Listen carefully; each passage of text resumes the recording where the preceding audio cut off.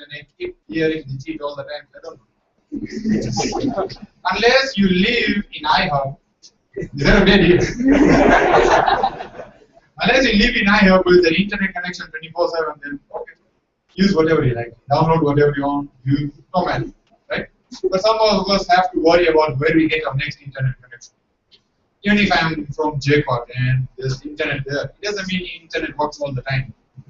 Daytime it doesn't work. I have to go at night. Some of my friends here from JCOT know what I feel. I stayed up until 4 o'clock doing my work because daytime it doesn't. So I have to go at night and then browse. And then I have to, what's the word? Hustle. Hustling for data and you can stop. So I hope I brought a different kind of experience to you guys. And I don't know. The best trick I think I've told you is disable email. If you don't know how to do that, you try Opera Mini for Android and Opera Mini for feature phones. There's also UC browser, you can do the same thing. UC browser is available for Windows Phone also. Apple, I have no idea. I mean, who has an Apple phone, really?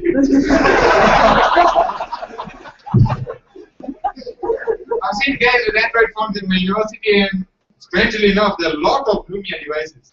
Most of the staff are using Lumia because of security. No one talked about security issues with Lumia. Windows phone. I'm a Windows user, and I like it. So I'm told my time is up. So thank you so much.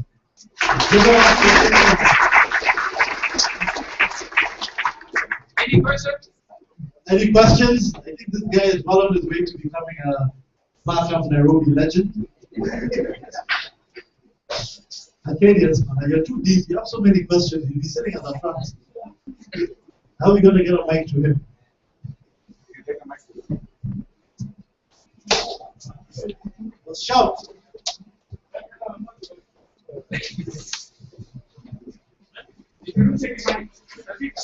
No.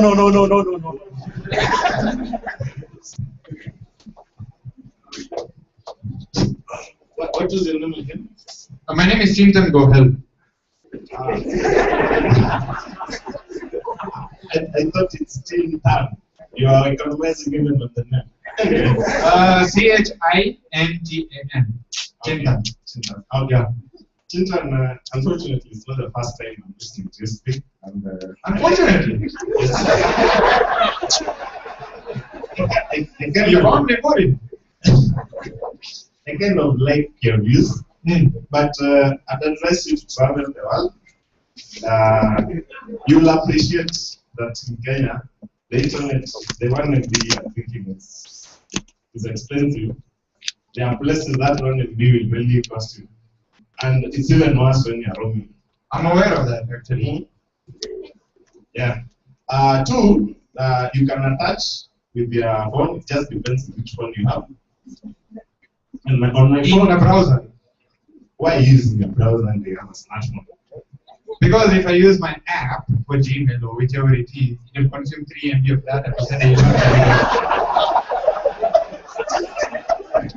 You guys need to have a drink together.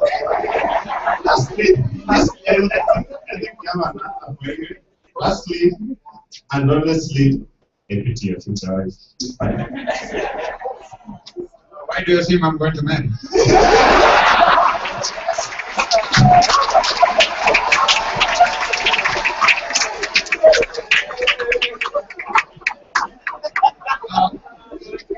Okay, lastly, I've been taking a lot of photos today, so if you want a copy of that photo, see me after this. So I can give you my email and then I share on OneDrive. Oh, yeah. OneDrive, I have a lot of storage. Barcamp legends. Even more impressively, he's got us back on schedule. So give him another round of applause. So I'm going to waste that time. So where are we? Where are we? Where are we?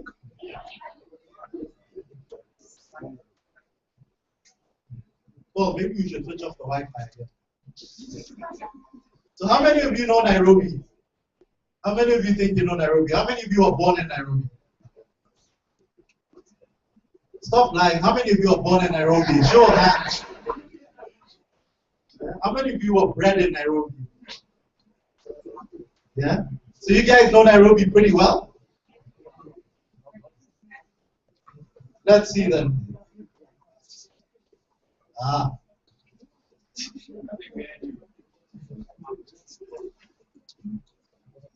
So how old is Nairobi? Anybody who can't see the screen? How old is Nairobi?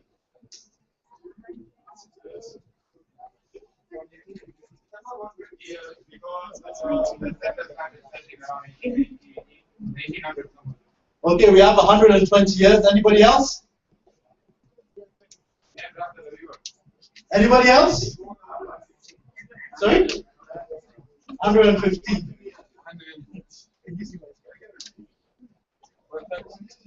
Yeah, Nairobi is 115 years old, but it was formed in 1899. Yeah? Who are these four men?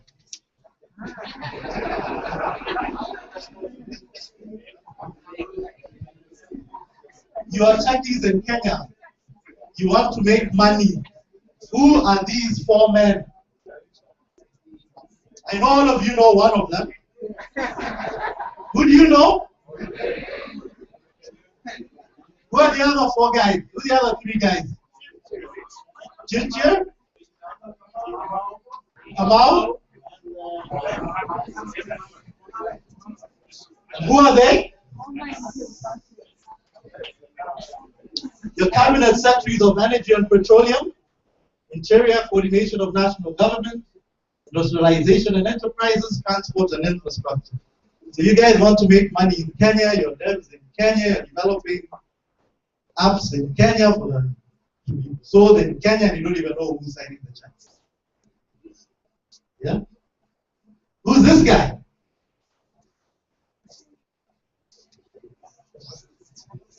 Anybody?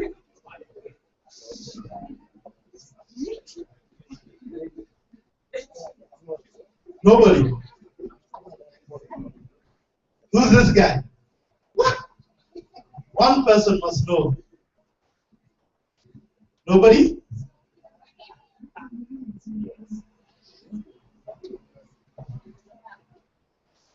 Information, Communication and E-Government Executive of the Nairobi County. So this is the guy that holds the checkbook for tech in Nairobi County.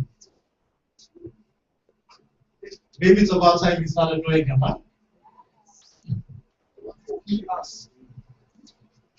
2014-2015 budget for Nairobi County government, 28.6 billion. They'll get 11 billion from the national government. Where's the rest of the money coming from? What are the two biggest sources of revenue? Parking and? Don't say taxes, that's cheap. You have to be a bit more specific. Parking and?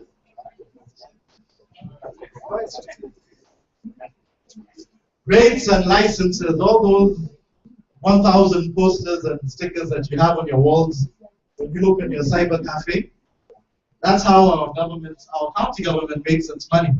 But let's talk about parking a little bit. Last week, Nairobi County government piloted a cashless parking system on Haile Selassie Avenue. By what percentage did their collections go up in a day? 165%. Anyone agree with that answer? Any other answer? Let's see what our deputy governor said. Actually, you're off by 5%. 160% collections went up in one day because they implemented a cashless parking pilot on Haile Selassie Avenue. Now, those are apps. Who here can develop a payment parking app? What do you guys do apart from eat lunch? Yeah? I hope I'm getting you thinking a little bit, right? How many letters did Kenyans post locally in 2013? Guesses. Letters locally. Shout a number. 1,000 here. Anybody else at the back? How many letters did we post last year? Sorry? 100,000? We've had 1,000, we've had 100,000. Sorry? 1 million. 6,846,000 letters were posted by Kenyans in Kenya last year. 16 million. So how do we make money from this?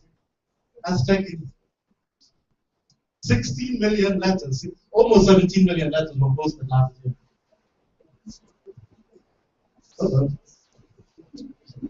Let me read the first one. What is the average number of SMSs sent by each mobile phone subscriber in Kenya per month? And part B, what is the average number of monthly minutes of use voice calls by each mobile phone subscriber? So let's talk about SMS first. How many SMSs on average do each of us send per month?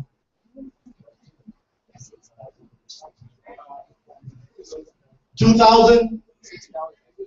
6,000. 6,000? 6,000. 6,000? Anybody else? 200?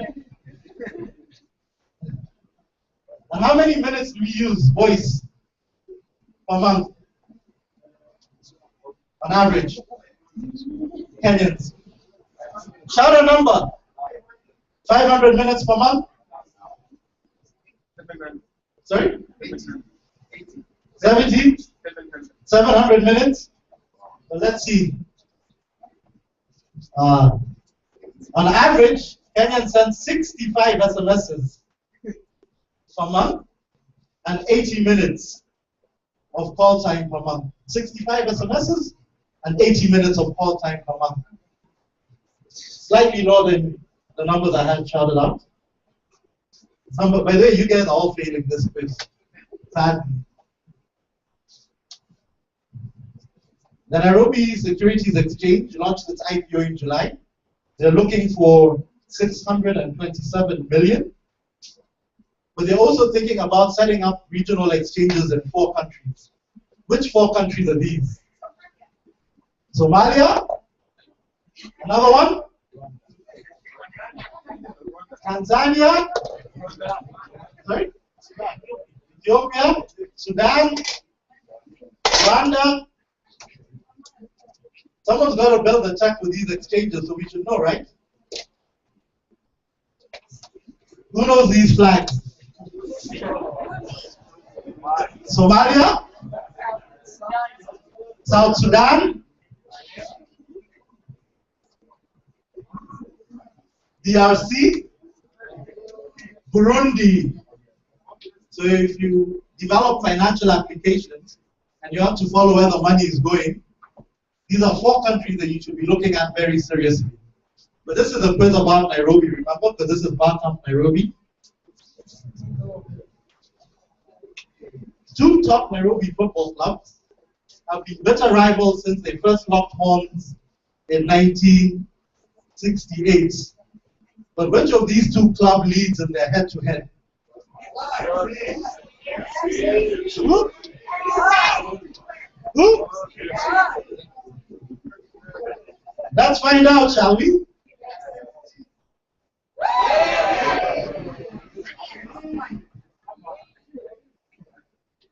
Just in case you didn't get the message. Just in case you didn't get the message.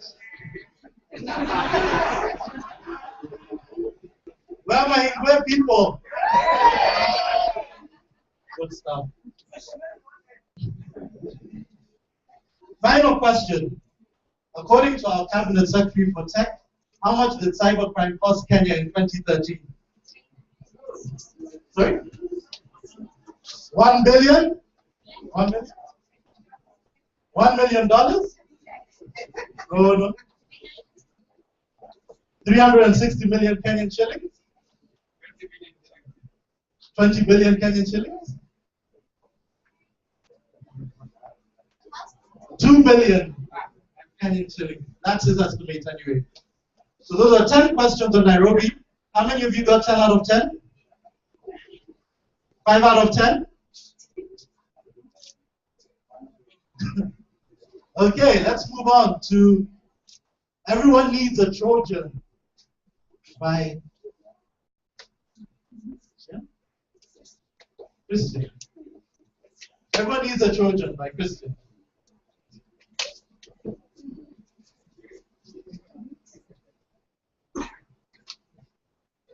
Christian. Yeah. And then immediately after him,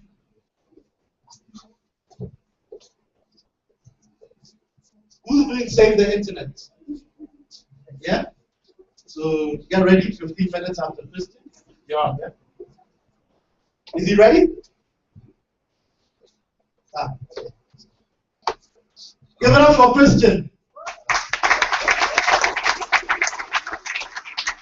Hi everyone, my name is Christian and I'm an analyst by profession, security analyst. This one today was supposed to be on malware analysis, botnets. Unfortunately, my setup is problematic, unfortunately, so I can't do a demo. Probably, but I promise I'll do a demo on our bootcamp. Crazy stuff, awesome stuff. The guys will come for our bootcamp. So just talk, let's give a small discussion on botnets. My day job involves collecting data, botnets, and analyzing them, and publish reports. Like essentially publish subscription reports. And what is a botnet? Who knows what a botnet is? Well, bots. Anyone. Who knows what a bot is? Okay, who wants to guess? Who wants to guess what a bot is? Anyone? It's a robot that stars, for example, websites information and then it's found. Anyone else? Who wants to try?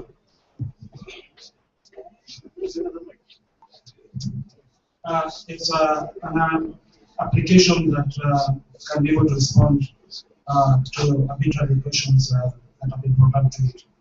It doesn't need to connect anything, but can listen on something. Okay, awesome. So, by that definition, what is a bot? What's the guess? There's no wrong right answer. We're all here to learn. What is a bot? Google real quickly. If you have internet. Botnet? Anyone? Okay. What a botnet is now a combination of bots that are controlled from a central command center. This is a person who has control over all these individual machines. So infection vectors, one of them is iframes when you're visiting a website. Another one could be by vendor SMSs that can be done by GSM. Another vector is usually phishing. So why would bot infections be dangerous? What it entails is downloading a piece of malware to your phone. A nice trick that Bryce can do is inject a piece of malware to a legitimate application. So for example, you download, let's say, VLC. Everybody use VLC. I'm sure many of us. So what you just add is an executable to VLC. In fact, when you install it, another malicious program is installed as well. In order to be able to get, first of all, credentials on your PC, IP information, and banking information, depending on the type of piece of malware you have on your PC. So this is one of the concerns about installing malware on your device. And this cuts across both PC platforms and Android platforms. That is like downloading applications from third-party sources, particular website that has various applications, exotic web applications. Usually, some of them are usually backdoored. First, that when you install it, someone gets a remote connection to your particular device. And someone mentioned that privacy is overrated. I can't remember the name of the guy. Who was the guy? So if privacy is overrated, would you mind giving me a lot of Jimmy? I could possibly, I wouldn't mind leaving my Gmail open there, but you go and scroll. And what would you possibly do that? Definitely, apart from probably send out a really bad email, guys, that's the only concern I have. But in terms of, I think I might leave anything there, whether it's an drafts or saving parts of them, I still don't feel it's all that. So basically, if someone gets access to your Gmail, you don't have a problem. Yeah. You forget it. So can you give me a password? No, I can't give you my password. So what are you hiding? You see, that is like social engineering right there. Just trying to say, if you've got no problem with it, then leave my door open. You see, the fact that people can, let me give you a better analogy. I lived in Buruburu in the 80s, and it was a perfect picket fence. You had louver windows. You could see into your neighbor's compound, and you actually didn't have to lock your door, right? Because you all knew each other, and probably if it's a neighbor's kid, I can walk in. I know you've got a 46-inch long-banked big bottom TV, and that's about it. But then you've got the bad guys who say, I can come and take that and go sell it. It's not that I have an issue with you coming into my house. It's probably that you're just a bad guy. So in the sense that if you're my peer, I work in the same office, and I'm comfortable with you, I'll probably let you have access. I mean, how many times does someone say, let me use your laptop to log into my Gmail, and then someone goes, use the guest account. In my perfect world, I'd let you know. You mentioned something key, comfortable. What does comfortable mean? Comfortable simply means that, again, the analogy of the house, it's a TV. You can't steal it, the others. It's not a function of life or death. You see, the only reason why I probably won't give you my Gmail address is because there's an element towards my daily sustenance that's there. Probably contact information or client information and stuff like that. But in general, about the whole thing that you're all in on about, my location, all this other stuff. Okay, so that's information travel on the Gmail. Do you convey with answer knowing that information? Okay with that? You have to look through my DMs or my inbox. That I'm comfortable with. Because what I'm simply saying, by saying privacy is overrated, is because we put too high a premium on some of the stuff that actually doesn't matter. You see? So on stuff that matters, of course I'll put it under my nice, think about it this way. If you're to be told, leave your house now, what is that one thing that you carry? I know that carry, and it's in an orange briefcase, and it's stashed in a closet somewhere. If someone says, leave now, that is what I go grab, because that is all that is important to me. What does it have? It has my passports, my IDs, key contacts, and everything. So if I lose my phone, I still have an offline listing of all my contacts who matter. I have my banking information. I have practically everything else that I can get out of Kenya, go start a new life. Every other thing is just to me. Interesting. So let's say, which would you be comfortable with? Installing a piece of malware while you're knowing or while you're not? Which one would you be more comfortable with? Knowing or unknowingly? Let's pick a vote. Knowingly? Unknowingly? Okay, in that sense, if you look at that, something you don't know, usually think it doesn't match. And that's where hackers come into play. They get into your boxes without you knowing, and using all these particular vectors. So for me personally, my view on privacy would be I wouldn't like everyone to have access to, let's say, Gmail. Mostly because there's information that I don't want everyone to have. So I value that. So maybe the opinions may be different depending on you, but it's not a question of having something to hide, is confining yourself to that space that you know has other people can get at. Okay, so I have only 5 minutes left. So maybe at this remaining 5 minutes, ask anything about malware. Anything interesting happening with local secret. Answer. Maybe 2 questions. Think about malware. Anyone? Okay, awesome. Thank you. Thank you. And we're going to be diving a little bit deeper into these topics in about 2 or 3 talks time when we get back to the Africa Hack team. So now we're going to hear about saving the internet. What's your name? Kevin's going to tell us about saving the internet. Give him a round of applause. He even has it on the station. Well, good evening. Today I want to talk about the future of the internet and how everyone can take part in saving it. First of all, what do we internet for? What are the main areas of the internet? The ones people really take for granted. Online encyclopedia, Wikipedia, Google, medical research,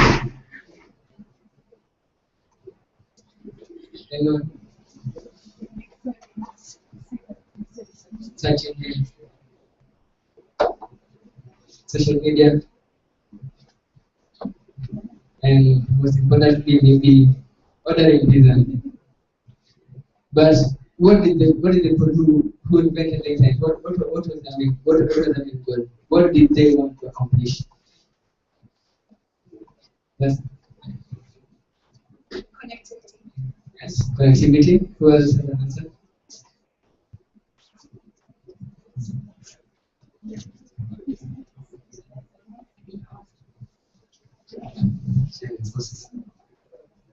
Sharing resources.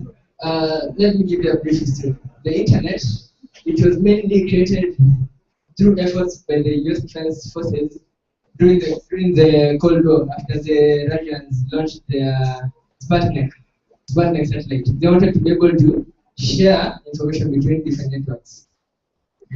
That was the main reason why the internet was invented. Who can tell me when was the birth date of the internet? When the internet was born? The one who can answer will get a free t-shirt.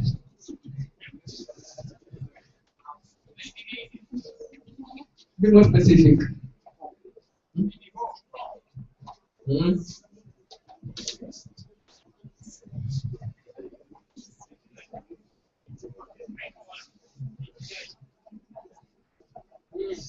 $1983. You get a free t-shirt. The internet, it was created in 1983, but later it was initially developed by the US Defense Forces as a way to share information among themselves in case of a nuclear attack. But later it developed into this beautiful thing where we share information, where we socialize, where we create relationships, where we even live, people virtually live. And as years go by, as days go by, it is threatened day by day. Let me talk a little bit about the hackers and the hacktivism and all that. Hacking initially began way before the internet was invented. Hacking began in the 1960s when people were testing networks to see if they're secure. On the other hand, website development began in the 1991 was the year the first website was put online. What does it show us? It shows hacking on its own is a profession. It was something that was invented way before the internet existed. But what has happened? It has morphed, it has taken the internet as its own doing. People are literally living by hacking online.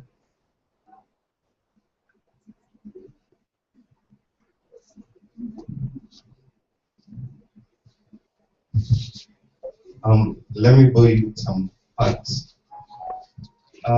In the year 2011 alone, 5.188 billion cyber attacks were neutralized by a certain antivirus. I won't tell you which one, but I will tell you that it has already been deleted on this stage and termed as useless. So that antivirus has neutralized 5.188 billion attacks in 1 year. How many attacks have gone past it? That's fine. 1.7 billion of these attacks are online, from online. That is basically anything you do on the net. You go up on the net, you're attacked. That's in 1 year. Scratch that. Let's do mobile trojans, significant effects like mobile banking trojans, mobile botnets. The guy who was here talked about botnets. Mobile botnets backdoor Android OS apps. There's Android OS.cobalt, Android OS.fake. Those are things that happen on your mobile phone as you're doing what you're doing daily. Someone is somewhere doing what they're doing. Things like Google Cloud Messaging, where you think you're the safest, you really aren't. Android vulnerabilities and attacks on PCs through Android phones. You'd think it will be vice versa or something, but the world is changing. In terms of OSs, Android, the OS has 98.05% of malware attacks happen in Android. The rest, the 2%, is distributed in other OSs. So, wait, how many have Android phones here?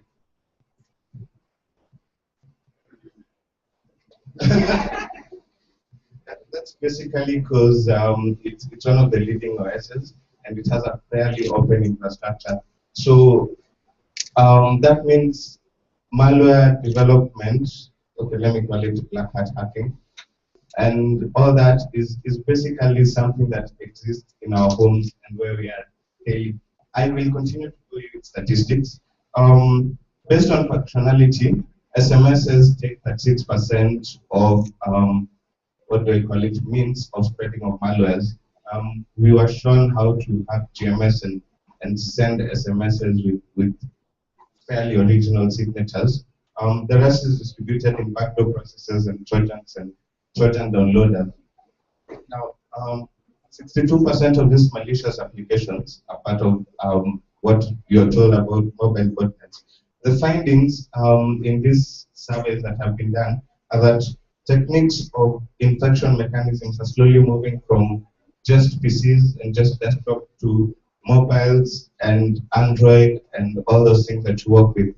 Well, the primary aim of a black hat hacker or someone who is there to spread malware is initially to get your credit information. That's why when they hack into your phone, the main thing they'll probably check is if your phone is tied to a credit card or something. The need has shifted to gathering personal information so that they can use this for blackmail, for manipulation, framing guys, calling you a terrorist, and stuff. Most apps that we download can now be tied to a background process, can now have something happening in the background when you're using your app just normally. So guys are able to access your webcam silently, guys are able to access your keypad to see what you're typing. And really, it is quite interesting to see the apps that have been ranked as the most hackable or most used by hacks. In the research that I was doing, it was noted that Adobe Reader was the program that was used to spread most malware on the internet, followed by Internet Explorer. There was also another survey that says those who use Internet Explorer are less mentally capable than other people, but I don't know the truth behind that. Well, but Internet Explorer is one of the apps that has been used to spread most malware over the years. This is just documented data. This is not even half of what has been gotten out there. And of course, Flash Player and Office, which we use daily. I'm sure 90% of us, especially those who use Windows, have the Office. And when you're using a machine and you're doing things that look so normal to you, that are so seamless to you, that you don't even think about what's happening. And they themselves are an opportunity for hackers, an opportunity for guys with ill intentions to find out important information about you. It begs a lot of questions in mind. A lot of things you have to think about as a developer or as someone who's venturing in the web industry in terms of security and all that. On the list of top 20 malicious or means to spread malware, the first one and the largest way online was malicious URLs. There's a point I'm trying to drive out here. The top on the list was malicious URLs. The second and the fourth and the sixth and the seventh and the eighth were Trojan related. And the ninth was a hoax.swf fake antivirus. This is basically an antivirus that logs onto you that pretends it is a virus that pretends to be an antivirus and is loaded with various animations that just pretend to be scanning your machine and pretend to be doing all those things that an antivirus does. And in the end, it comes up with so many things that you think are viruses in your machine. And as we were told about the click me frenzy, in the end, it's like, hey, you have viruses, click me. You click it, and now you get out the real viruses. So that is a fake antivirus. That's number 9 on the list.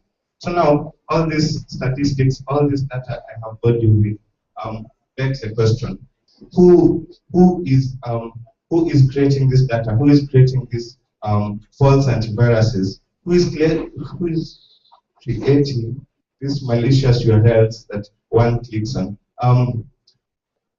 It's me and you. It's us, the developers. Not me and you. It is us, the developers, who create these malicious URLs. It is us, the developers, who come up with a fake antivirus that someone downloads and spreads viruses to their computer. It is us who is doing the phishing, who is sourcing online credit information about the user. Let me finish. When guys want to save the environment, it's pretty easy for you to say, I'm going to plant a tree and I'm going to throw my trash in the dustbin, and in the long run we save the environment. When you want to, what else can we save? When you want to stop pollution, when you want to stop pollution in the country, it's very easy to say that I'll take my kid to be vaccinated. The individual activities that you do on your computer have a huge role in shaping the future of the internet. Whatever activities and actions you undertake as a developer, as a single person, have a great role on what the internet will be. January 2011, Google threatened to pull out of China. Why? Because of cyber attacks. Cyber attacks are threatening its integrity in a whole country. These are things that may lead to the eventual demise of the internet. The internet may die. Why? Because a few of us, are out there with evil intentions. So what we are here trying to do is to change the mindset of us developers, change our mindset, and try focus on the positive ways that you can affect the internet. My name is Pascal, and I am trying to save the internet. Thank you. Thank you, Pascal and Kevin. That was quick. Thank you. Now we're just going to jump straight into the next session. And Leo.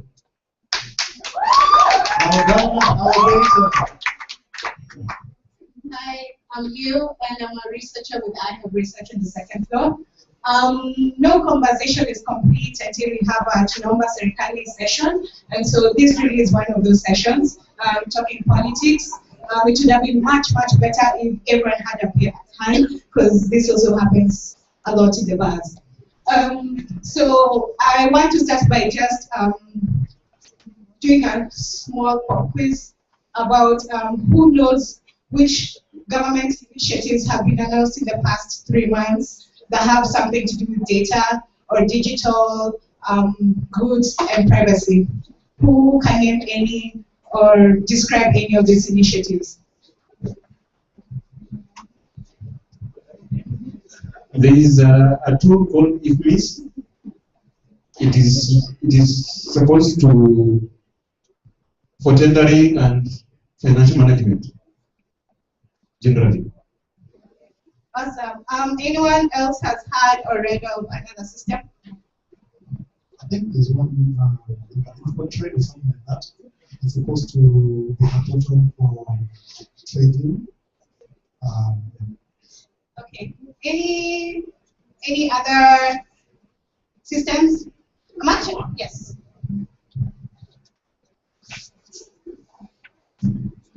I think the digital registry service, which is creating IIDs for all Kenyans.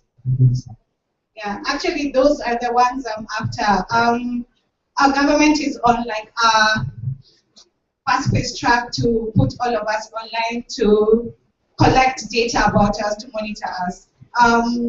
last week there was an announcement in the newspapers about an Israeli firm that won a tender to do digital projects to bring all Kenyans online, so to build a government database. What was really painful about the article that I think it was Business Daily that wrote was the second last paragraph was that we hope to commercialize this database in order to recover the costs of putting it together. What does that mean? What would it mean to commercialize data about you? This database will have will be able to link to the land registry, will be able to have your national ID systems, will be able to have, your driving license all linked together. So when people want to commercialize such personal information about you, what does that mean? A few days before that, there was another article talking about an American firm that won a tender to build a biometric system that will be able to collect voice, to have voice recognition properties, and you can, so the government can track your SMSs and your voice calls, all in the name of security. An American firm has this tender. Yesterday, Safaricom's tender went through to build the surveillance cameras. To put about 2,000 surveillance cameras around the city. So all these online databases are being held by one entity, hopefully the government. So who's your government's daddy? Is the government the end goal of these data points? Yesterday, the Nigerian government also, or the day before, launched a chief MP national identification system, and at the back of these cards is the logo of the Nigerian government as well as the logo of MasterCard. I'll leave these questions with you. Thank you.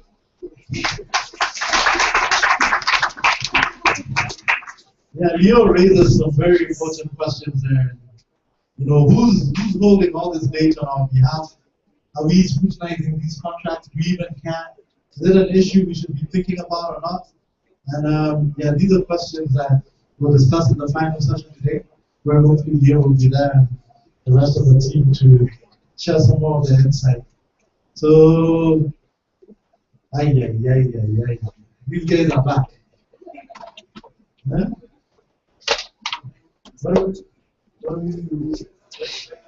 Your talk is currently nameless.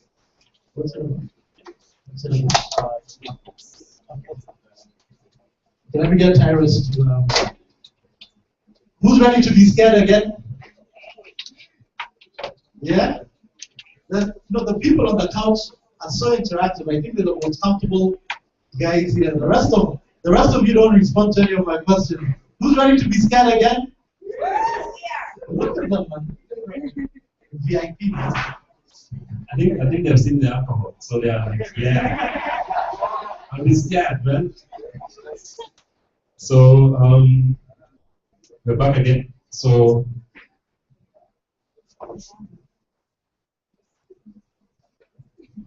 we'll have another session, and this one will be from John Gishoki, aka Chooks or Chucks, depending where you come from.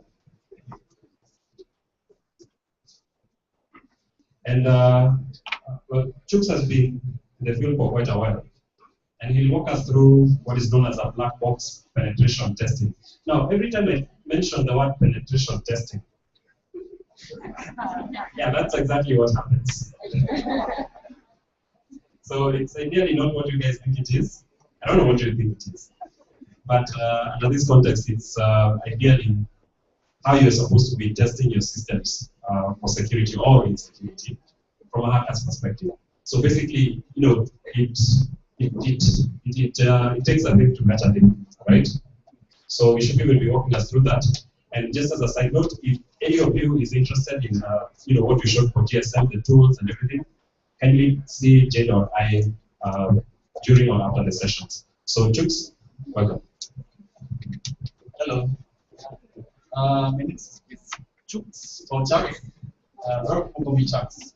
I'm moving around. Anyway, I do black box penetration testing. I started hacking back in 1998, 1999. We didn't have a lot of tools by then, but we still did a few things there. I met China's back in 2006, I think. In fact, 2007 there. And that's when we started Skakbox. I didn't know Skakbox, eh? You don't use this one. Alright, then we developed a forum called the Security Forum. We actually now brought security up to a certain point where guys are actually trying to shut us down because we're talking about exploits. Those days you didn't understand what you're talking about. Anyway, I specialized in black box penetration testing. I specialized in something called C4ISR. And also, I hunt for malware because I was big malwares. So I hunt for them, but mine I go further to try to compromise the control and the control servers. Where we take them over. And most of the malware you've seen these days, the Linux malwares, you've seen them? Yeah? The Linux GPOS 24, the Linux GPOS 22. You've seen it's not black? It's not black? Okay, Bill Gates malware? Okay. Alright, there's a new malware which has come out. It's from Chinese. It's actually targeting Vietnam people. It's very personal because it's breaking into the workstations or iPads and other handheld machines, and it's doing surveillance internally for people who are from Vietnam. I caught it somewhere when I was doing my penetration testing. It was with a Korean laptop, and we were able to analyze a little bit of it before some people did they did reverse engineering in full. And most of the command and control servers are actually from China. And I wonder what Chinese are actually trying to do. Do you think they're setting up for bigger cyber warfare or something? Yeah? Alright, so anyway, I do the real penetration testing where we penetrate organizations like the real heavy go for it by use of technology and hands-on.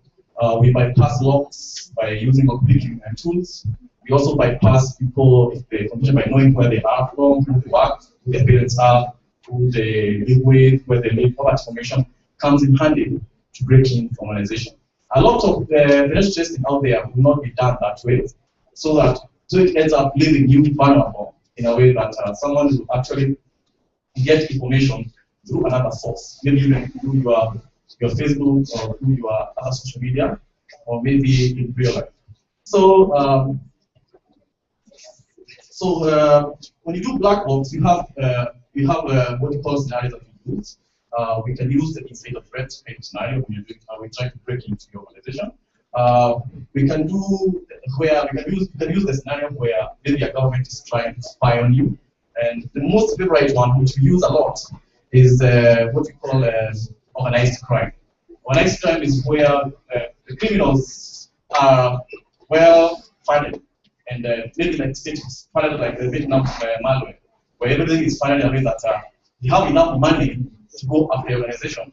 So you find that all these assessments, when they come together, they are the ones that set up what you call, or they are the ones who bring up together what you call a black box penetration testing. So here we're going to use things like security engineering. We're going to try to break in wireless, we're going to try to do surveillance and cover it for you. We're going to do web application to test if your webs are vulnerable in a way that you can use them to break in into organization. We also do APT or advanced persistent threat, because malware is used a lot. We also do external security assessments when you're trying to now develop a bigger black box scope and others. So I'm going to explain each of them. I'm going to start with the specific one, which is called the social engineering assessment. This is where you use what you know or who you think you know there to lie to them so that they can give you some form of some information that you need.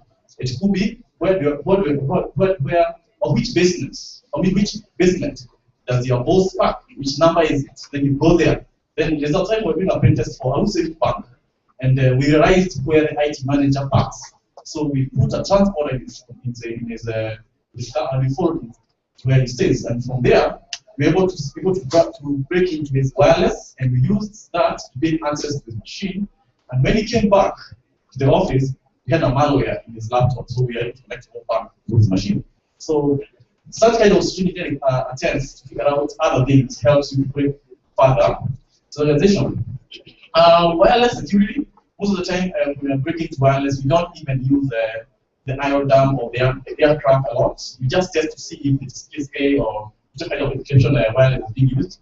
But we combine the wireless hacking together with other things like red team and social engineering to get the key that's being used in organization. There's a practice they're doing. Actually, we did it in that guy there.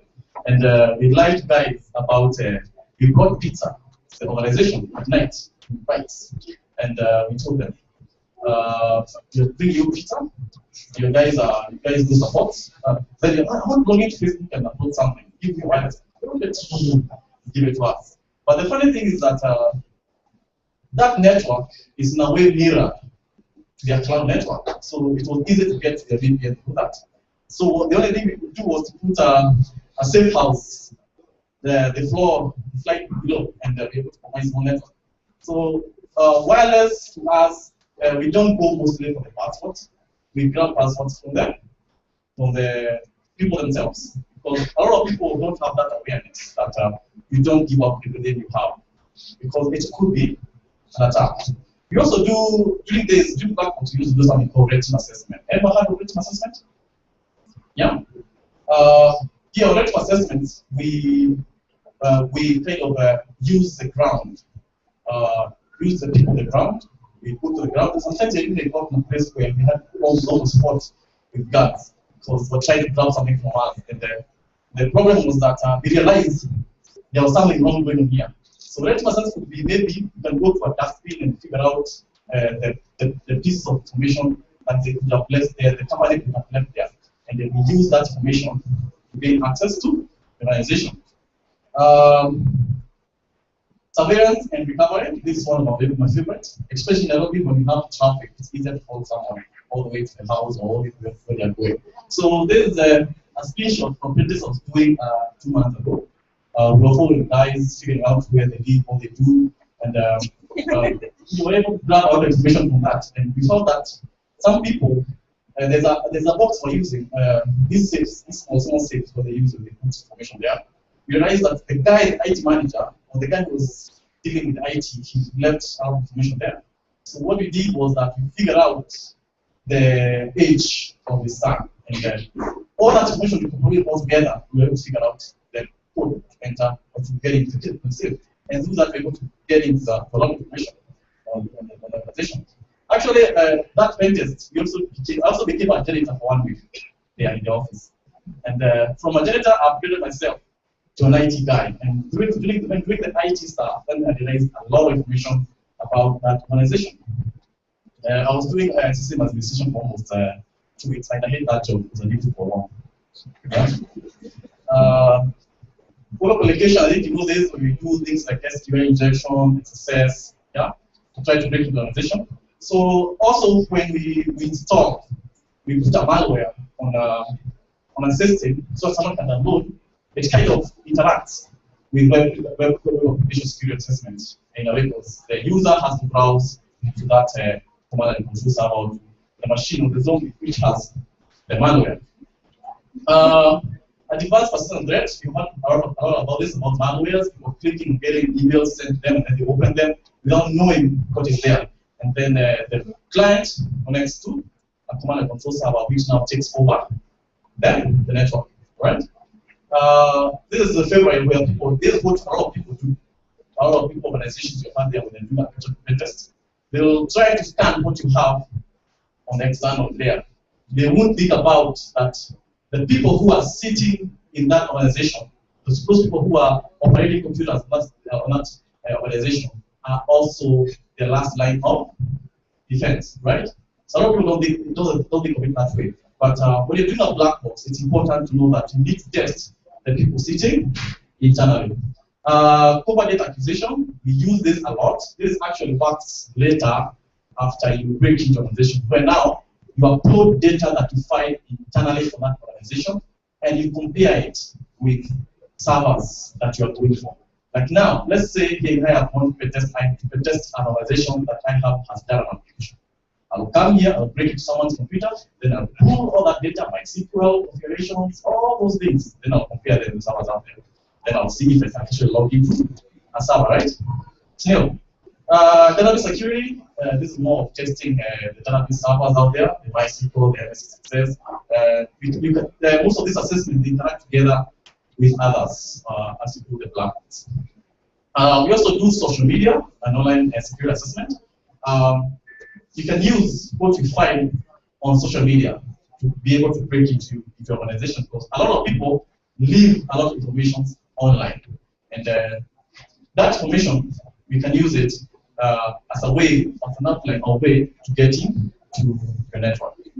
All right, I won't speak about the business language used by a lot of organizations, but if you have any questions so far, let me know before I go to cyber warfare and a few things there.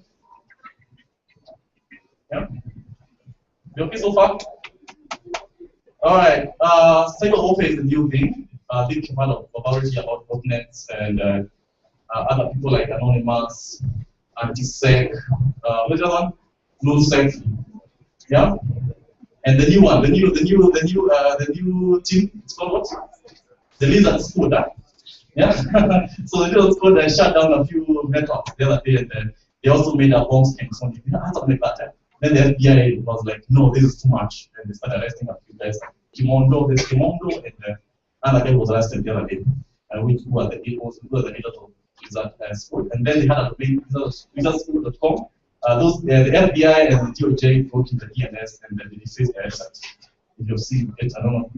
Yeah. So I'll talk a little bit about cyber warfare because I do a lot of what you call C4ISR. I know this one of C4ISR. Yeah. C4ISR is command, control, communications, computers, intelligence, surveillance, and reconnaissance. So during that, this part of kind of job, you analyze a lot of flags when it comes to cyber warfare. So you feel that like now when we have a group like Anonymous breaking into websites and Twitter accounts, that's what we call cyber hacktism. When you talk about when hackers like people like Al-Shabaab or Al-Qaeda hires people to deal with cyber kind of warfare, we call that cyber terrorism. Yeah. Cyber intelligence may be another spy group trying to break to another government, another country, to get intelligence about that government, or by getting the documentation about that government. And cyber counterintelligence is more when the organization that's doing intelligence figures out that they are being spied on, so they counter that form of attack online. And the cyber espionage is when you steal data from an organization with kind of a profit you want to gain from all that. So I think by now you've heard that the Kenyan DoD has taken cyber as the fifth medium of war. You've heard that? Yeah, it was not there, but it was started by US and other countries. But cyber is part of the domain right now. So the next war, either it's going to be cyber warfare. The next war actually have a lot of cyber intrusion in it, and it's good to make sure that we have our people prepared for it. It's good to have people know that this can affect a lot of our economy. If someone breaks in and shuts down NSC and shuts down Safaricom and Airtel, and then performs another attack with what do you call gas and stuff, that would be all what you call the combined arms. All right. And if you can look at this, I think you've heard of NOSO. Application. NOSO application. You can see that most of the attacks actually target United States. And if you follow up with these attacks, you find that they're all coming from China. China is becoming a very bad guy. I don't know if they're testing for a future type of warfare thing or what they are trying to test. But Vietnam seems to be the largest attack for the growth of their malware tools. Yeah. I was supposed to do a small simulation, but we talked and we realized that it can bring IT problems. So we'll do that. Anyway, I think that's it. Unless I talk about Anfado. Yeah. Any questions so far?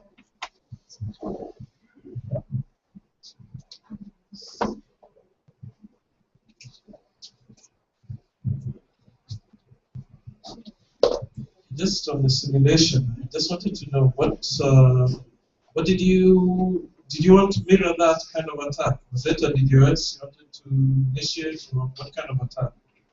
We are talking that kind of groups on it, and we're thinking that it actually simulate a real cyber attack from the network.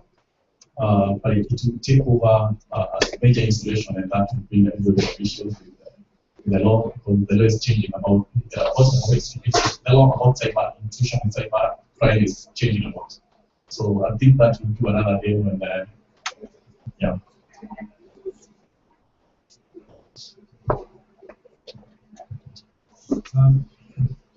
So all these are online attacks, yeah, to different countries. Yeah. I think there are different kinds of attacks, like there are different forms of attacks. So my question is, which kind of attack is most popular? Is it just denial of service, or there are each other kinds of attacks online? The biggest cyber warfare we know right now is cyber hacking, which is done by the envoys and other people who are trying to shut down something. But the cyber war, which is bad, is the one being done by those people who don't know who they are. Like the people who are trying to steal information, people who are trying to steal the intelligence of the country and the defense and kind of things. Those people who are trying to take over where they can take over this country, or those people who are trying to figure out a hole in our economic structure. Those are the people we need to fear more. So these people are not coming online. And if you look, actually, I've done a lot of reverse engineering for malwares that have been sent to our servers.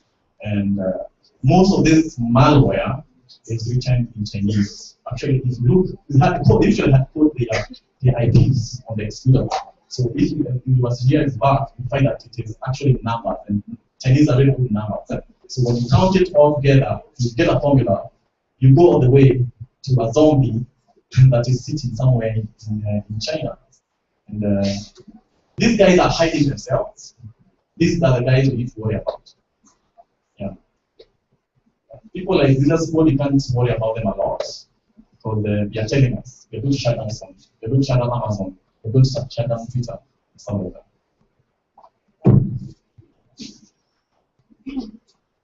Thank you. Now, one just from information, one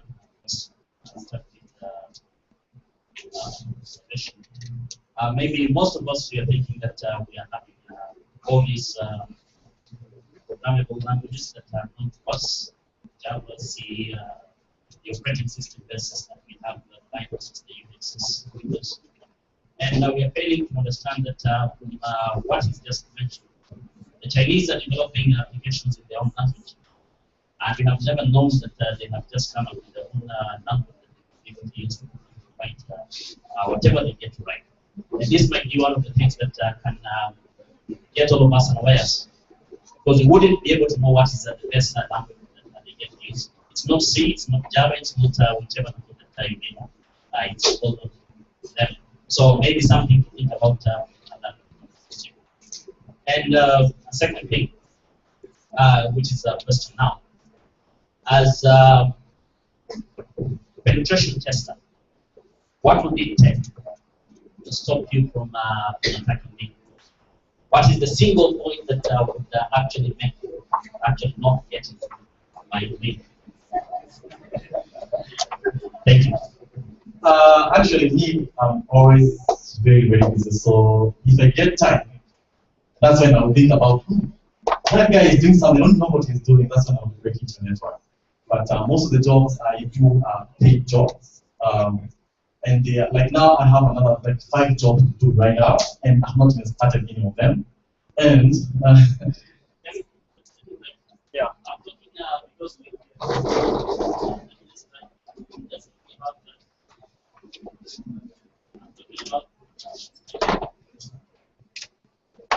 I'm talking about on the network, on network points. Because the only point that you can be able to get into my system is through the post that I have. not a must. All right. Now, what is it that is going to take you to prevent me not allow you to get? Oh, you want to defend yourself? Yes. Defense, security is two-way. It's offensive and defensive. So this is what I would urge people. Most of the people enough cash in their revenue that they can use for security. You need to make sure that you have a defense and offensive team in an organization. Like when you talk about Barcamp, which makes a lot of money, they should have a risk team which has both sides. So that if someone is attacking you and you see there's an attack happening, you need to physically attack back to realize, figure out what they're doing. And that's what I do with malware. Like most of the time when I'm doing penetration testing, I'm helping clients get secure. So when I get to an organization and I find, oh hell, they have everything here taken away by some Chinese guys. We need to figure out, how is that C code working, or what kind of malware is it connected to, what kind of CNC is it. Can we be able to take over this CNC and see what we have stolen? And through that, we'll work with the people who are in the defense side of the organization to figure out how they can handle the operating systems, and then I'll figure out another way we can break into the CNC and figure out what is stolen. Because when you figure out what they are stealing, you're able to protect the network more further. And able to do that. This data that we have here is more proprietary, and that helps with security. Yeah, that's not right. So the main part is defense and offense. Make sure you're working together. My question would be on advanced method of attacks where equipment or SCADA systems are being attacked. Case in point, they run nuclear facilities. How then would you be able to tell, or how will you be able to prevent yourself from being attacked? Assuming you're sort of like Kenya Power, how will you be able to tell what kind of attack is coming? Because these attacks are even more advanced than the normal kind of attacks. How will you be able to prevent yourself if you're not building your own hardware systems? Hacking is not about tools, it's not about hardware. Hacking is about experience. So if you have experience in the field, you'll easily notice an attack coming. And even if how high tech it uses the same module, the same kernel, the same way. And if you're experienced enough, you have attacked a lot of people, you have attacked a lot of network, doing penetration testing, or maybe doing your black hat type. Because every hacker you see around, and he's really good at what he does. He went through his black hat session when he was young and stealing stuff online and stuff. And that's how we learned back in the day. So during all that experience, you get to learn a lot about how an attack will come and how it will work. So it always takes a bit to develop. It's not about the firewall you're sitting there. I bypassed even the latest fast key. I've done a test where I bypassed the latest fast key. I won't say where. I've done a test where I bypassed antivirus. The funny thing is that when I bypassed antivirus, I shut it down, and it was helping the doors that burned and all the doors opened just for that. Antivirus will help a little bit when it comes to known things, but a human being, will see the unknown coming, because you see that chance, like this is something that looks very, very serious. Yeah, but a normal ideas won't see it.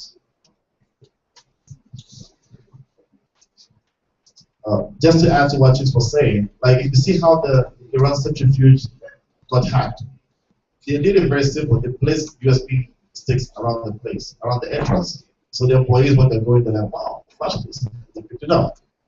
So they don't have anybody who went in or sent links even, because they know they're strictly locked down. So the thing is this: how did Edward Snowden take data out of the safe? All just because of having physical access. So the thing is this: we can have all the tools you say, but I think right now, yeah, you have to beat the whole attack. You have to beat the whole attack. That's what it's trying to say. All right. Yeah.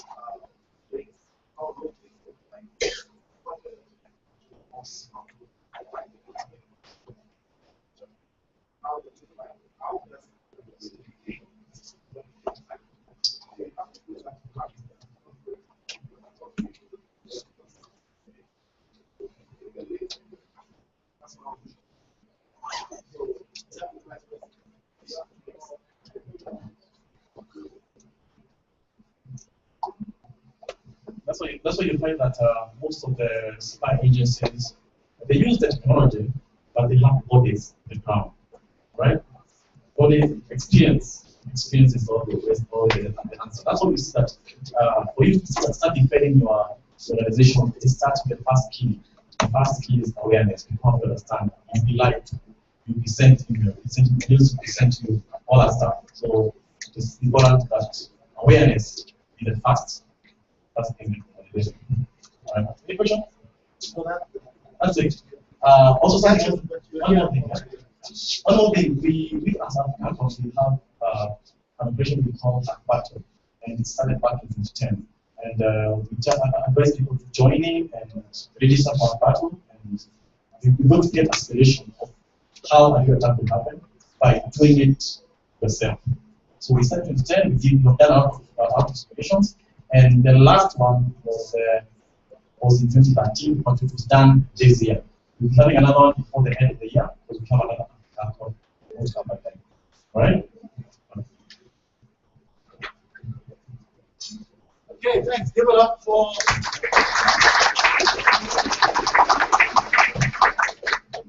I'm learning so much. I hope you guys are too. How you doing? How are the energy levels? The people in the back of the phones, how you guys all doing? Yeah? So now I think we have a bit more of a, wait, we have a choice, right? We have a choice? Yeah. Okay, so come talk us through. We have two choices here. The first one is act like a boss, and I think that would be quite relevant because what Christian was presenting in front here, we had like Max talked about having a legit executable, then and inserting a malicious code, then giving it to you for running. So I think we will stick to that. And for other guys who are interested with the other one down here, you can see me just the back there. Alright? The link is set the screen then.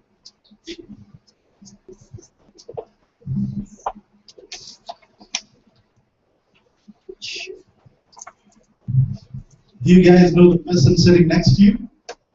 Have you said hello to them? Have you asked them who they are, what they do? What's the number? I've given you permission to ask now. The moderator said, you ready? Yep. Okay. So, hi guys. I'm going to show you little few things that these guys have been talking here do, and how they manage to do it, and how they get into machines. So you claim you have good antiviruses, anti-malwares, they are all cheating stuff together, right? So before I dive into the slide, there's a debate going here between Mr. Google and the rest of us. So the thing is, both of them, they are very, very correct. And whatever Mr. Google said, actually, it's one of the most things that guys now in the Western, they are also debating about. So there's a book called Beautiful Security. You can get it, you can buy it from Amazon, or you can torrent it for guys who do these bad things. So in the book, you will understand what Mr. Google say, and from the ground, you'll understand what Chuck and the rest was saying. So it's two perspectives. It's like, well, let me give a small example. It's like a mosquito. I don't have a big deal with mosquito biting me, but the problem is I don't want to get malaria and get a people, right? I'm fat. You know, I have a lot of blood. I don't mind a mosquito sucking some blood from me. But the problem is now getting malaria and the people. So privacy is like that. If you can access the data and there's nothing that you're doing here is nothing you're trying to hide. Well, from his point of view, that's not a big issue. But from the other point of view is that even the data that you're not trying to hide, other people can use it. For example, he said he don't mind anybody reading his Gmail. But to Mr. Chucks, that's a hell big of a deal. Why? From their emails, he can get data that he can do social engineering with. You get it? So it depends with the context. So let's dive on this. So pounding like a horse. I think I could have removed Stephen Wright to Bill Gates. I couldn't repair your brakes, so I made your own router. No other things. Well, about me, I'm not your data's daddy. I love security and insecurity. You can call me Trun. I love free coffee and beer. That's one of the reasons I'm here. I saw free beers there. And I rescue cats, not big cats, small cats. So who is your data's daddy? We can't list all your daddies here, but for the list you can read that. And at the bottom you can insert all the policies that you sign when installing applications and blah blah blah that you don't read. So I'm going to dive quickly on this, and I'm going to present and do the manual stuff here. So payloads that pay. So guys started using when Metasploit was released, like creating a malicious code. We used to do MSF payload, select the payload that you want, do the settings, then pipe it to MSS encode, do all those stuff, then get the executable file, right? So the executable file, when you execute it in your machine, you guys will gain access to your system. But the problem with this, it's suspicious and antivirus get it. So what I'm going to do, what I'm going to show you guys is how you can evade the antiviruses. So I'll be a little bit rude. I want to sit down and talk while I'm here while doing it. I hope you don't mind.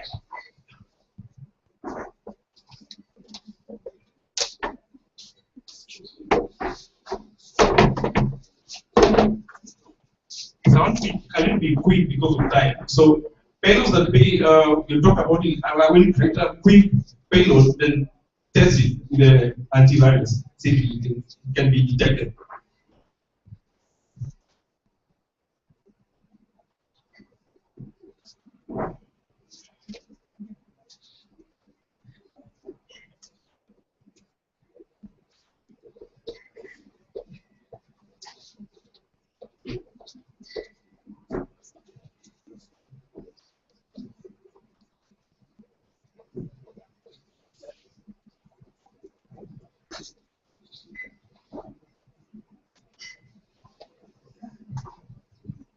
So this small commands. Can you have a look at it? Can you see? So whatever we were doing the MSF Venom, we are selecting our payload. These are reverse TCP. When you execute the executable, it will connect back to that IP address that is there and to that port. And we're encoding it with that's a polymorphic encoder. So the executable, when you run it in your machine, well, like what Chuck was trying to explain, like a malware, it'll try to connect back into your machine. Okay? So the problem with this, if you can look at the slide, is that it can be detected. I did the test, it was detected by 21 antiviruses out of 55. So this is the problem that we get. Right? So the aim of the presentation was like, how can we try and create these malwares that your system cannot see? We create viruses, malwares, all these trojans that when you execute in your machine, you can't detect them, even if you update your system. So we did categorize, we encode it, then when you encode it, what you usually do, you include like a small command in the first part of this, let me say the file or the shellcode, that it will change the way the shellcode will be. So, you know, antiviruses use signatures to detect if a file is malicious or good. And by default, they do static analysis. Static analysis will go through the code. For example, it's Windows C, which engage you're calling, which resource you want to use, and all that. Now, in a good antivirus should do dynamic analysis also, run like a sandbox, and then when the application is running, try and see which resources is using the system. So with the polymorphic encoder, it's not, actually it wasn't meant to evade antiviruses, but make antivirus to detect them, but it's still not that good, as we'll see here. So, when you still use when you use the encoder, the first encoder is detected. So the idea was, why won't we just like have two encoders in one binary, like we encode first with we can encode first with shikataganai, then have this raw payload file, then use it again into the second executable, right? And then have something like FIFA.execute, FIFA 15. So when a guy gets this file and tries to run it,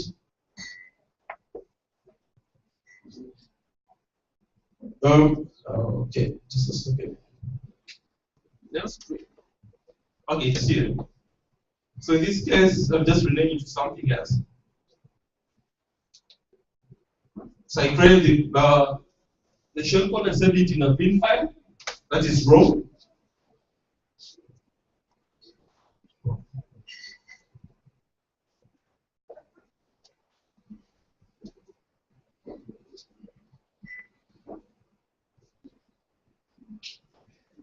And data is organized at ranking, so we can upload them and use the snapshots that I used.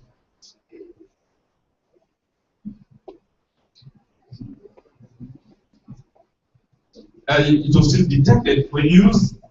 You can compare the first slide, it was 21, and the second one, only 19 antiviruses will get it, right? So by this point, we have cut down to 2 antiviruses. But the problem is, the other 19 antiviruses can detect this malware that we are creating.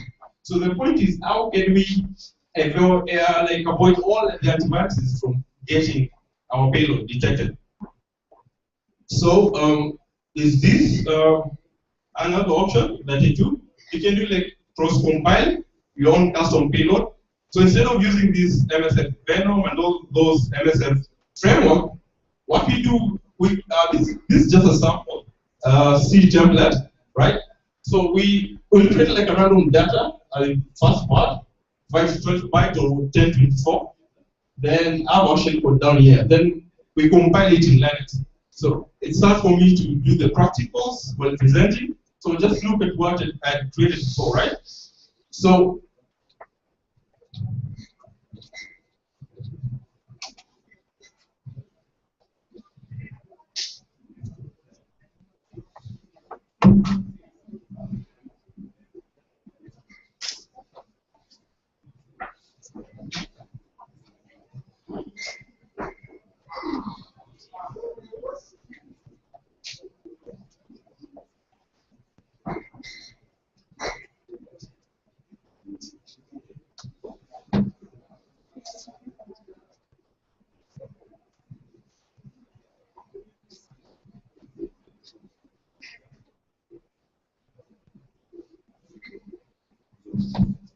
we have something like that.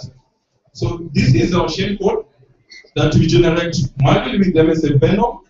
Then at the top there is random data, which also generates in Linux, use /dev/random. Then we compile this C program into an executable file. So with this one again, it's detected, it's not quite good. It's still detected. So the other option we have is Hyperion. And with Hyperion, it's quite easy. You can download it from NARSec. So we use min32 binaries in Linux. Then you do all this. The slide will be online. You can try them later. So the problem is, again, it's detected.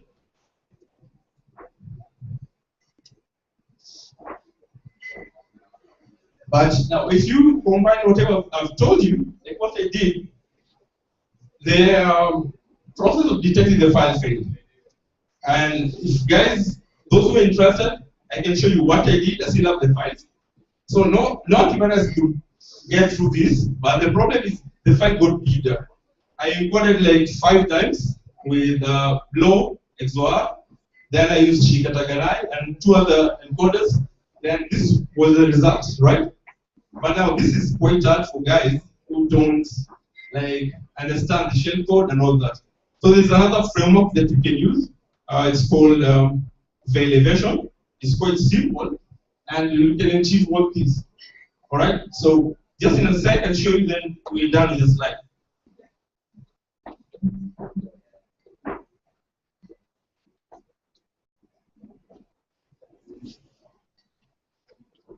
I can't get my mouse.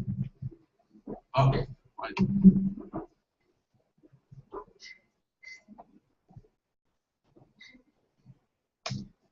So in Elevation, what we'll do, we list all the payloads that are available. Then when we list all the payloads that are available, we'll use shellcode inject with ES encrypt. That's option 27. So let me explain a little why we're using this one. So the reason why we're using AES encrypt is quite simple. Now our payload, we want to encrypt it with AES and throw away the key, right? So any antivirus trying to read do any static analysis in the file cannot read the content. But the problem with this, again, guys who do cryptographic stuff will be like, no, this is impossible because you cannot decrypt AES. So the thing is quite simple. What Elevation is going to do, we'll try and create like a scope of the possible keys that's going to use by default. Then we'll try to break it when it's running. So we'll encrypt with AES. Then when you're running it in your system, it will try and decrypt all this stuff. So the AES encryption just to encrypt the payload, then throw away the key. Then when it's running, decrypt the file. So everything is there. There's nothing to set. Just use default command. So what you're going to do is just generate a file. So when we generate, we're going to use MSF banner by default. Then when we're done, again, we're going to use the same payload. The hellos, you set the IP that the attacker is going to use. So in this case, I'll set my machine IP. And the port that I'm going to use. So there's no explicit additional options I want to do. Then the name that I want to save my file. So I'll save it, but the problem is I don't have wine in my installation. So just save it, and it was something now. You're supposed to create a file. If you install Elevation in your machine, so to do that, and we're going to use by installer or the new one, which is good too. Just use one, the default one. So it will do it for you. But now in this case, I don't have wine, so it won't generate the executable. But in your machine, it will generate an executable, which is encrypted with AES. And trust me, even if you have your machine bashed with Kaspersky 64-bit, if I use this kind of malware in your machine, it won't detect it. It'll be hard. And with this one, we don't upload it to Barcamp and all because of the owner's request. Because if you look down here, sorry, just a second. Oh, okay, it did not complete. If it could have completed, you could have seen the disclaimer.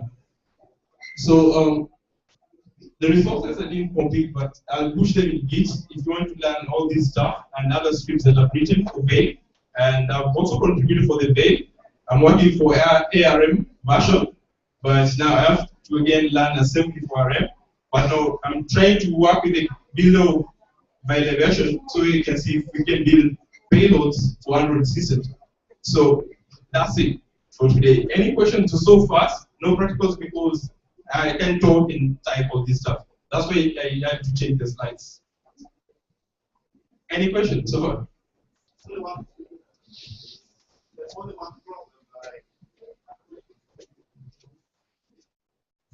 There's only one problem that I have with the presentation is that the Shikatagarai has been a really old encoder. All right. For that matter, a lot of people back in the day when we all try to use it. We have to upload it to VirusTotal, right? Virus vendors already know about it, so now it's very detectable. And another problem is EXE files, when we generated that way, raw, is signature based. So every antivirus, it touches the disk first before it doesn't run the memory. So there's a high chance that one antivirus will always get that. So the thing is, I think you are not paying attention to what I was doing. So the thing is, I'm going to say whatever you say one by one.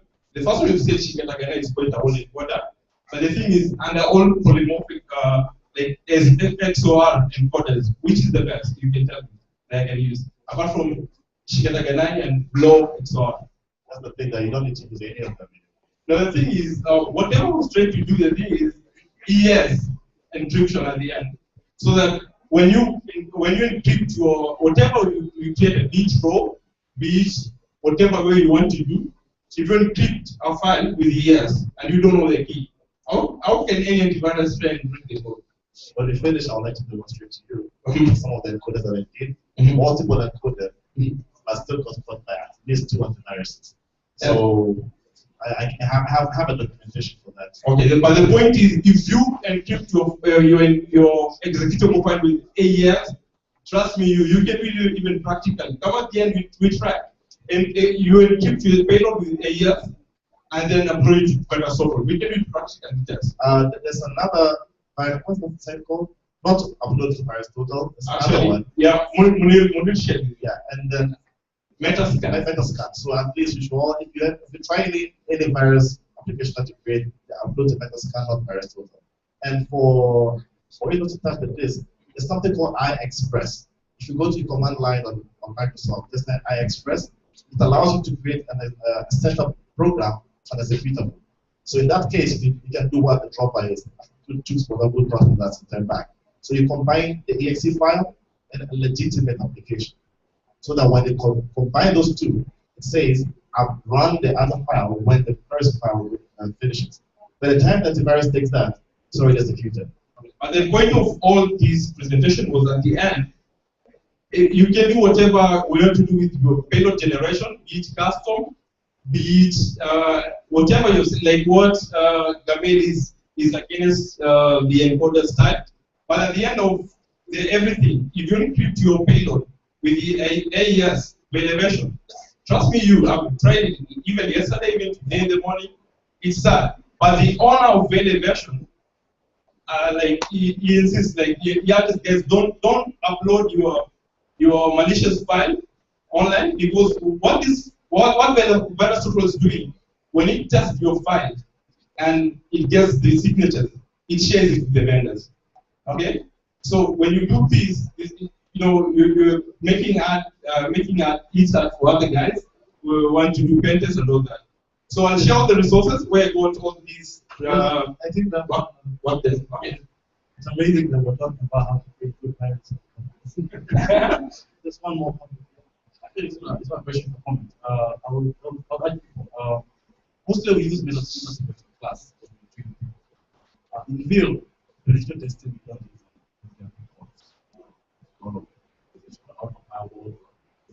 So in real life, you find us coding things from scratch.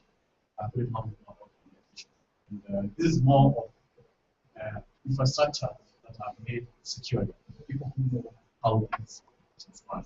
So most of the malwares we find are things which are not made data security.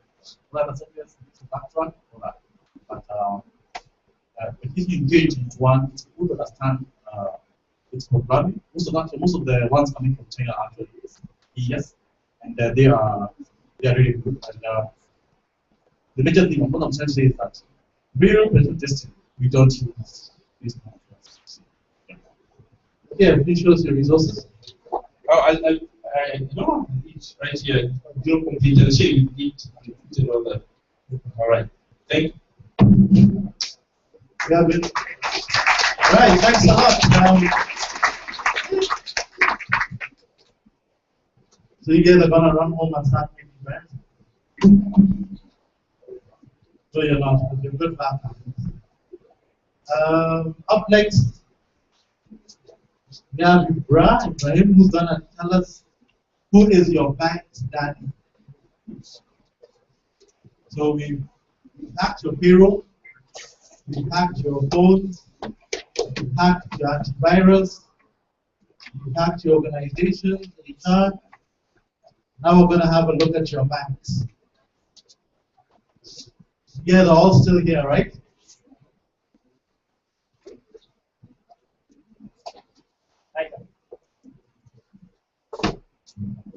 Good evening, guys. My name is Ibrahim Kadungu. You can find me on Twitter on Kadungu, but I'm Kadungu. Basically, just to give you a bit of background of myself, I work in PwC, but I am part of Africa Hackers Group. Started doing IT consulting back in 2006, up to date. So I think I've seen a few banks and how they've been set up. So I can try to speak with authority in this subject of who's your bank's dad. How many of us have bank accounts in Kenya? Everyone, of course. How many of us subscribe to mobile banking services? Mobile banking, internet banking then. Internet banking, you guys don't do banking. So basically, my presentation today just goes to show a bit on what's happening in the banking sector. I won't go techie because all my counterparts have gone techie on you. So I will keep it a bit light, yeah? So I want to explain a scenario that came to my attention this year around February when we did Africa Hacker. Basically, at the moment, there's this trend that is going on within the banking sector where there's organized crime. And this is really calculated crime from guys who are funded, guys who do not need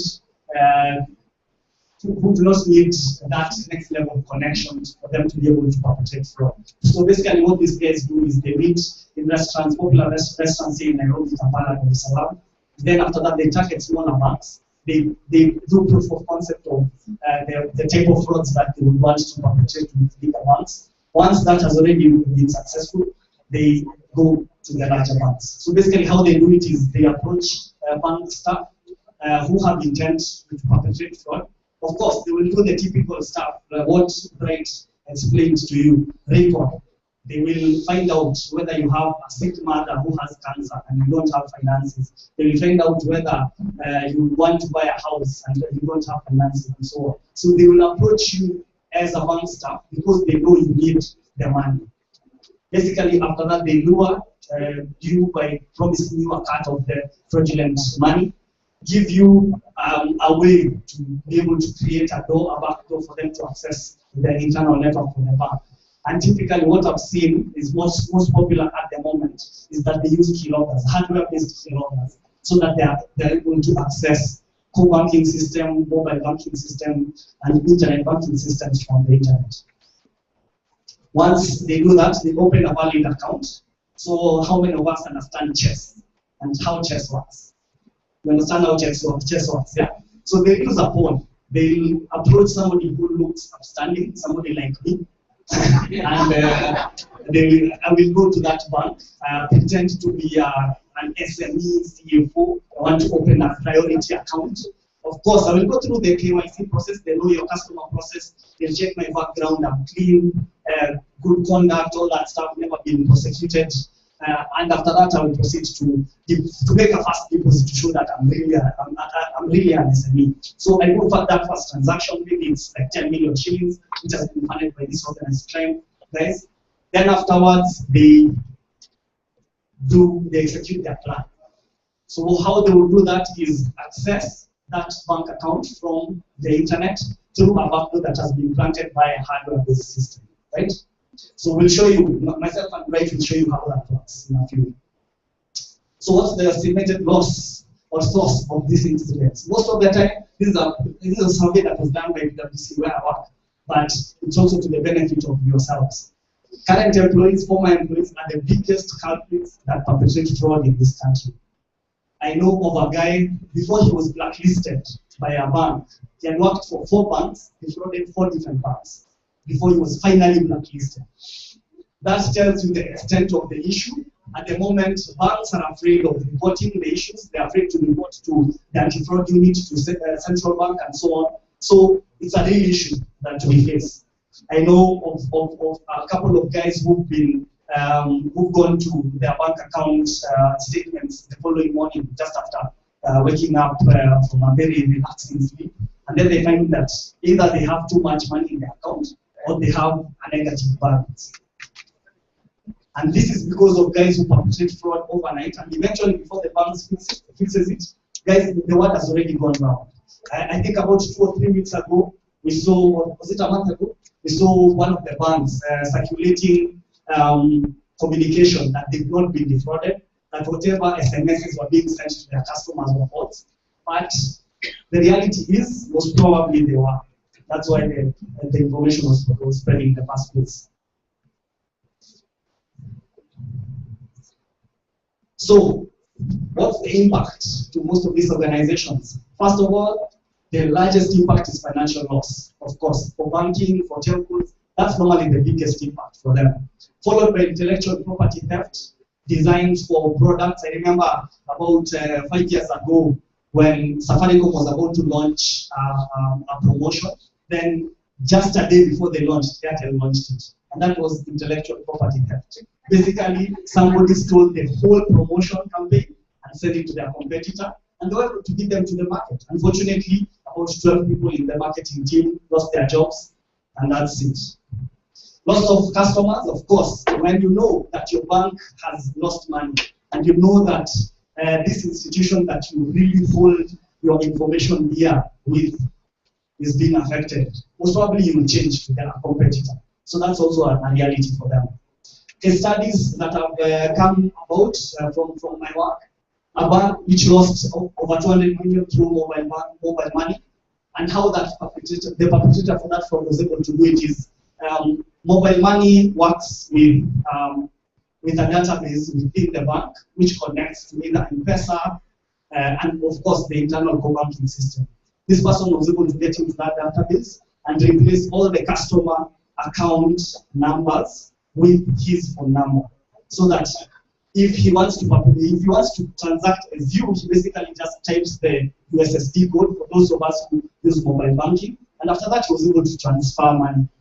He transferred to M-Pesa agents and basically just walked to several until unfortunately it was identified when it got to that much.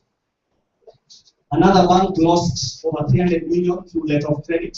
How a letter of credit works, I'll not go into the details. That one is too complicated, but it was a letter of credit.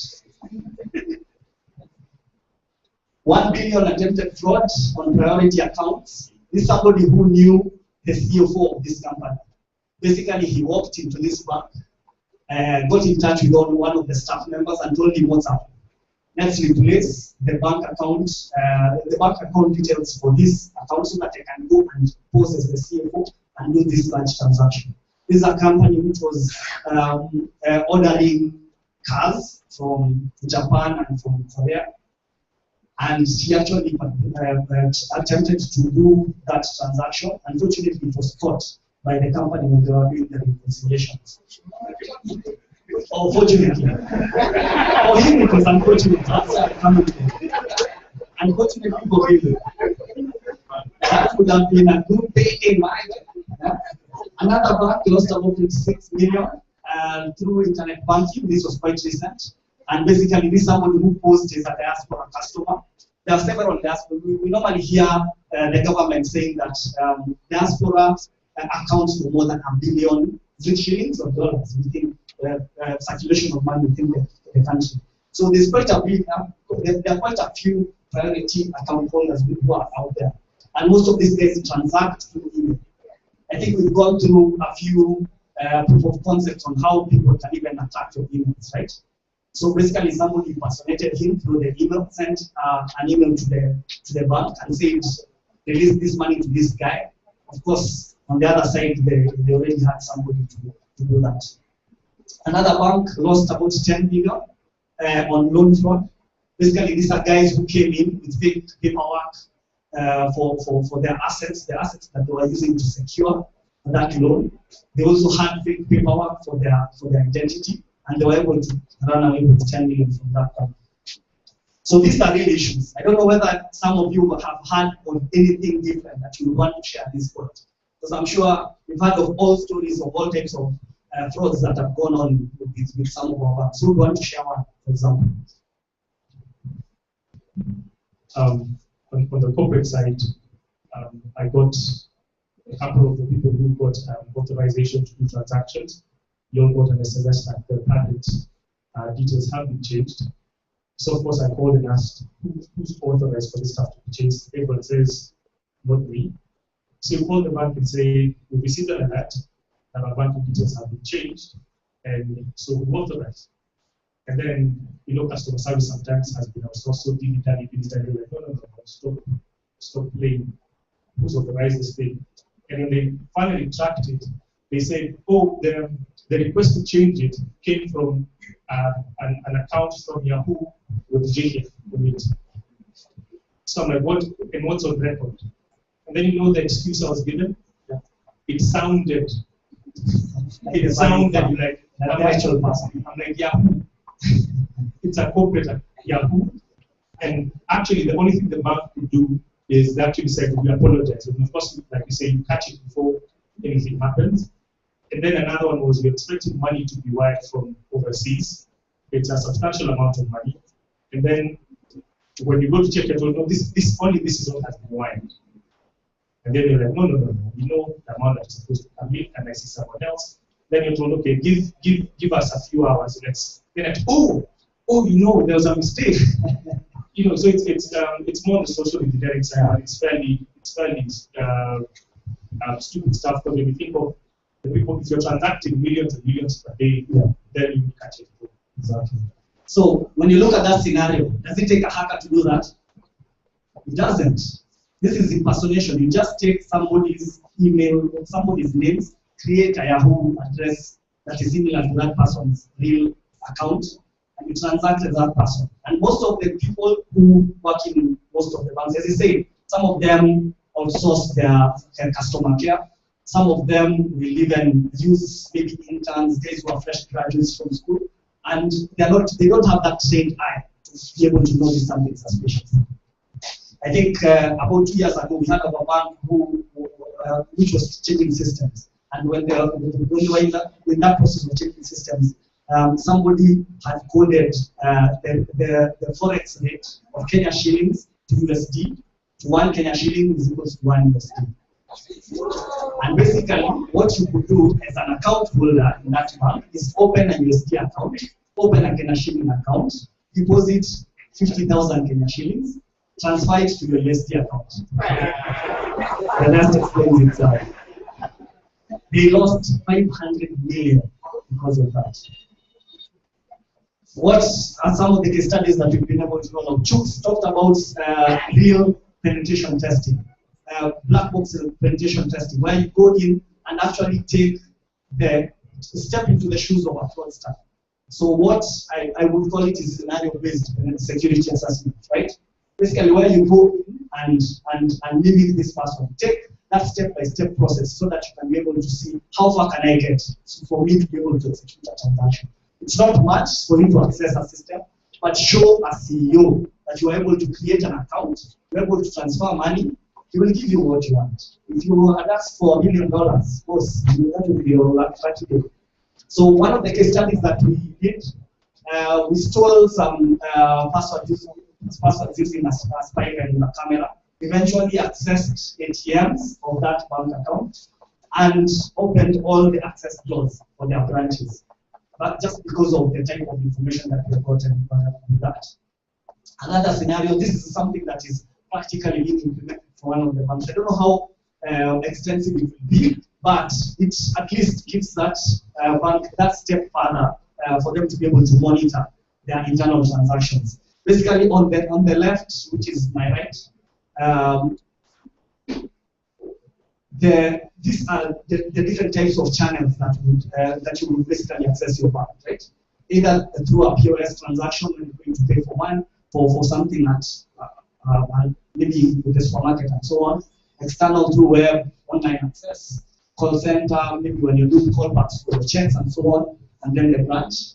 and basically looking at the different type of the different types of information that would be critical for that bank. So first of all is your account information, the identity and profiling of the bank account holders, then the transactions and the type of transactions that are running within that organization, and any other thing that would be of interest for them. Do a lot of fraud detection and analysis, and this can be done either through log management tools, where you collect most of this information and then correlate them so that you can be able to know, is this transaction actually valid? For example, if I was in a bank, hypothetically, and I see that there's a transaction that has hit my co-banking system, but this transaction did not emanate from somebody's laptop who is resident in that bank. You can do that easily by correlating IPs. If somebody did not log into your Active Directory, and that person is a customer, sorry, is an employee, and then eventually gained access using his profile to your whole banking system, then you know there's something fishy around that. So you can do easy correlation of logs. You don't have to use very advanced tools for you to be able to do this. Just download your logs for your Active Directory, for the co-banking system, for any critical system that you have. It can be card systems, it can be your call center logs and so on, and eventually you can be able to correlate that so that you can get some fraud detection. Then eventually just give some reports to your management so that they know what is happening. At the end of the day, most of these companies are not ours. If you are working in those companies, if you are a vendor and you are going to give solutions to this company, at the end of the day, when you meet that CEO and that techie, the techie will want to know how to practically roll out a solution that works for them. The CEO will want to know, how can I secure this place best I can? Those are the two most critical things. And how can I make money after that? If I invest $1 million with security, with an application, for example, that can do mobile payments, how can I make money from that? So after that, you have to give that assurance to them, despite everything that you learned for the day. Yeah? So what is the regulator doing? Just before we go to the demos, CBK at the moment requires all banks to go through an independent IT audit. It might not be enough. KBA and anti-fraud unit require all banks to submit reports on frauds. At the moment, 80% of the frauds that are either attempted or are successful are not reported. So that's why we can see trends like the other day somebody writing an article saying that only 60 million has been stolen in the last 2 months. I had more information about that, but of course I cannot publish. So of course not. Most of these organizations would need a robust security strategy. Something that looks at their people, educating their people. How can all the employees, customers be aware of security? If you see a black screen popping up when you're doing internet banking, boss, switch off, throw it in a safe, throw it within the sea, and then forget about it until later. The second thing, processes and procedures. What are the standards that you can put in place so that you can be able to secure that environment better? Because transactions at the end of the day have to be authorized by somebody, they have to be approved by somebody else. So you have to think about it that way. That's how practically it works. Then finally on technology, and that's where we all lie. What are the opportunities that are there within the banking setup for you? Is it the next fraud management systems that does correlation? Is it that next mobile payment system that will be legendary to even help the banks compete with such platforms like M-Pesa and Airtel Money? What is it that you can ride on so that you can be able to give a practical solution to this guys? So that's my presentation. Maybe sometimes it's riskier not to take a risk.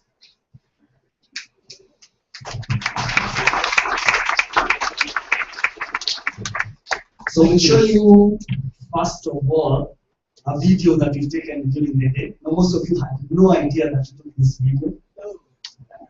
And it doesn't have any audio and stuff, but this is practical. That's all. Okay, maybe I'm not financial.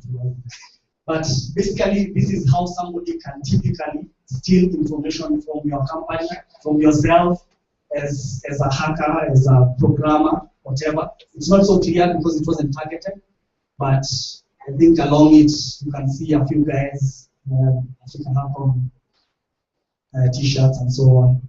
But if I was doing a penetration testing, a security assessment, and I used this device. I can actually be able to steal passwords.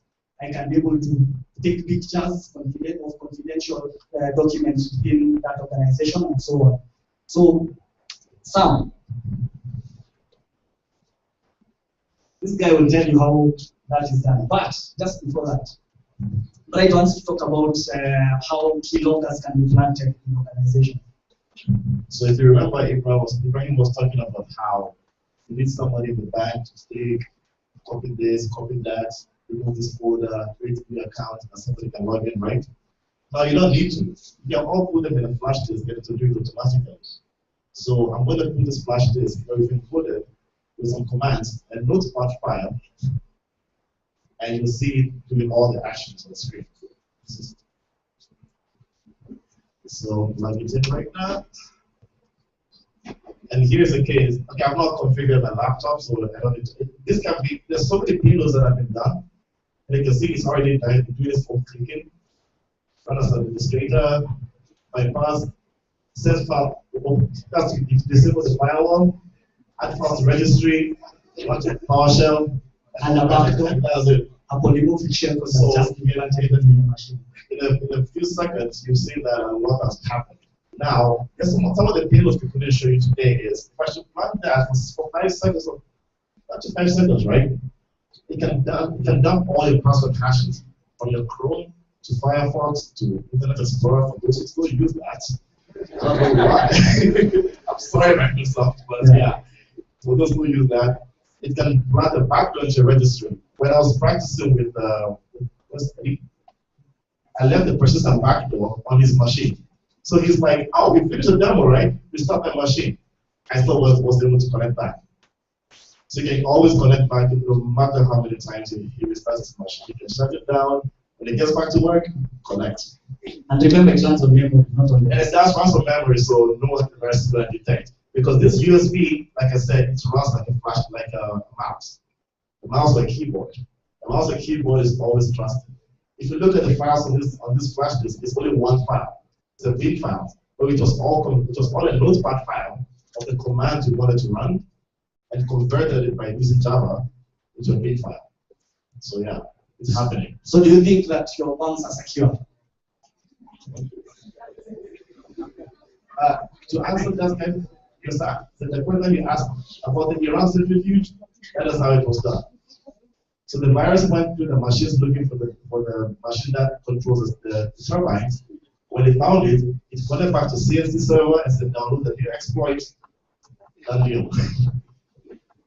Good stuff. So I'll bring on Sam so that you can do the final patch for you guys. So any questions before Sam comes up? Questions, comments, concerns? We have one back here. James still has a tool for GSM. If you want to see him, he's right here. We have a question over here. Sorry, just a second. The OS that I was using, if you would like a copy, I'm giving it out so you can just see me right now. Thank you. Okay, so my question is, my question is, for most of these security exploits, if you just use your system as a user with less privileges, then you're free to secure. Is that the case? Like, I've heard that a lot. Now I don't log in as an administrator or someone who has a lot of privileges. You're secure from a lot of these exploits. So I just want to take your view of that. I think, let me answer it before you do. Most of the code that is set up in such devices uses 0 days. And a 0 day is basically a vulnerability that doesn't have a solution from the vendor. Okay? So it can run using a normal user profile, get into your memory, and just wait for you to restart. After you restart, basically it gets into your system account, and that's it. So you don't really have to have an administrator privileges for somebody to execute such a thing. Okay, about the 0 day, like most of these Microsoft updates and fixes, they're mostly about if you run as an admin. Yeah. they're usually tagged as that. So even for the 0 days, so I'm asking, so about what you say, so I'm asking, even for those, if you're just logged in as someone, because if you plug in that, it uses the privileges of you who's logged in at that time. Yeah. So that's what I'm trying to get at. Just want to get your There's something called pass the hash, and or something called pivoting. So when you pivot around a network, you're the domain. So all you need, you don't need a super administrator for that even. You need a person who, like I said, the front desk lady usually has the lowest rights, right? Right. But when you log as that, you can actually use that password for other machines that are in the network that use the same password.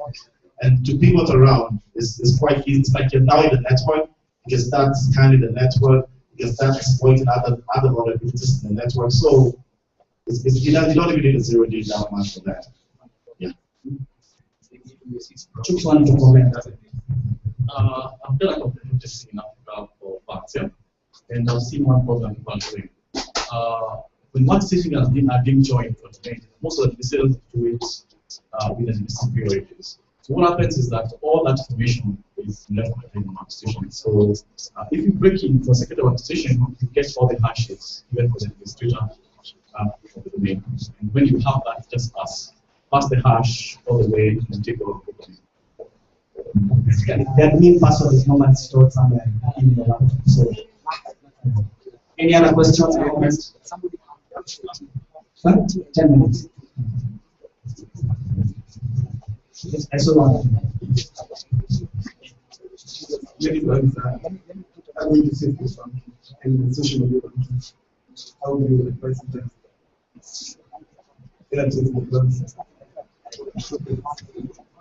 Is there something like that across the world? I think it's the first one here.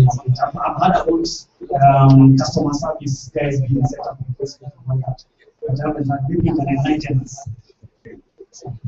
That's like GT was maybe in Nigeria. I was reading about the 30 days program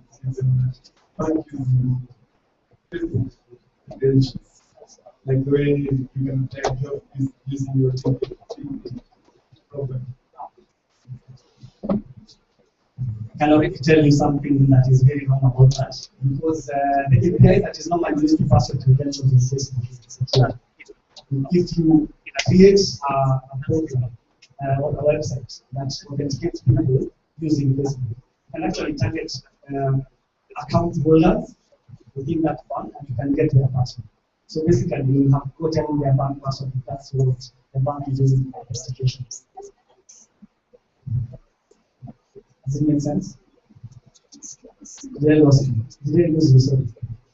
Okay, basically, if you create, you have, for example, Munir can create a web application. We showed you guys a web application, and basically you can target specific people. As Chuck said, when you're doing penetration testing and security assessments, you normally have to do a lot of recall, right? So if I want to target you as a bank account holder of GT Bank, I will find out first of all how GT Bank is able to transact with you as a priority account holder or just an account holder, right? So I will learn which are the most likely method of transactions that we will do. Is it internet banking? Is it banking? If you walk into a branch? If it's internet banking through authentication on Facebook, then I will set up, I will record you. Basically, I will learn what I'm going to do. I create a website that is about you, and I social engineer you, like getting you to go into that website. Then after that, I have your credentials. After I get your credentials, I can go now to the other side. Makes sense? Anybody else?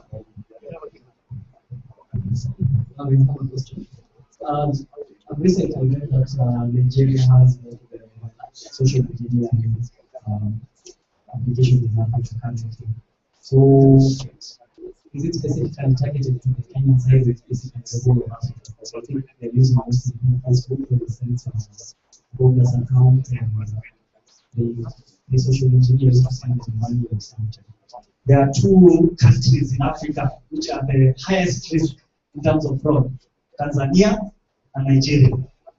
I'll not lie to you. Most of the fraudsters will most probably be come from those two countries. So it's a cultural thing where when you look at the economy for Nigeria, and not to hate on any Nigerian that is the audience at the moment, they do not have agriculture. They rely heavily on oil. And if you're not in one of the oil economies in any way, then most probably you will not have a job. Or you will not have a way of making a living. So that's why there's so many fraudsters cropping up from Nigeria. It came all the way from the 90s when they were doing email phishing.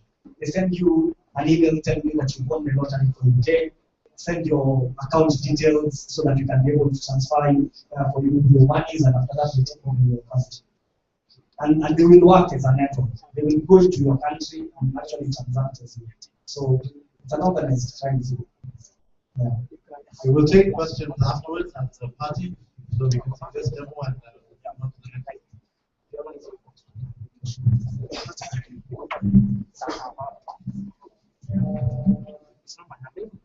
Hello, my name is Sam, part of the Uncle group. I just wanted to show you about Recon. I think I tried to explain to you some of the money. Sorry, I came in late. I would have loved to do something for wireless. Those who miss class time with Uncle have been going there about creating e-voting. Like you guys, you can just connect to my AP, sorry. Don't even you guys knowing whether you're connecting. I have on this website. Yeah, so you just need an alpha card.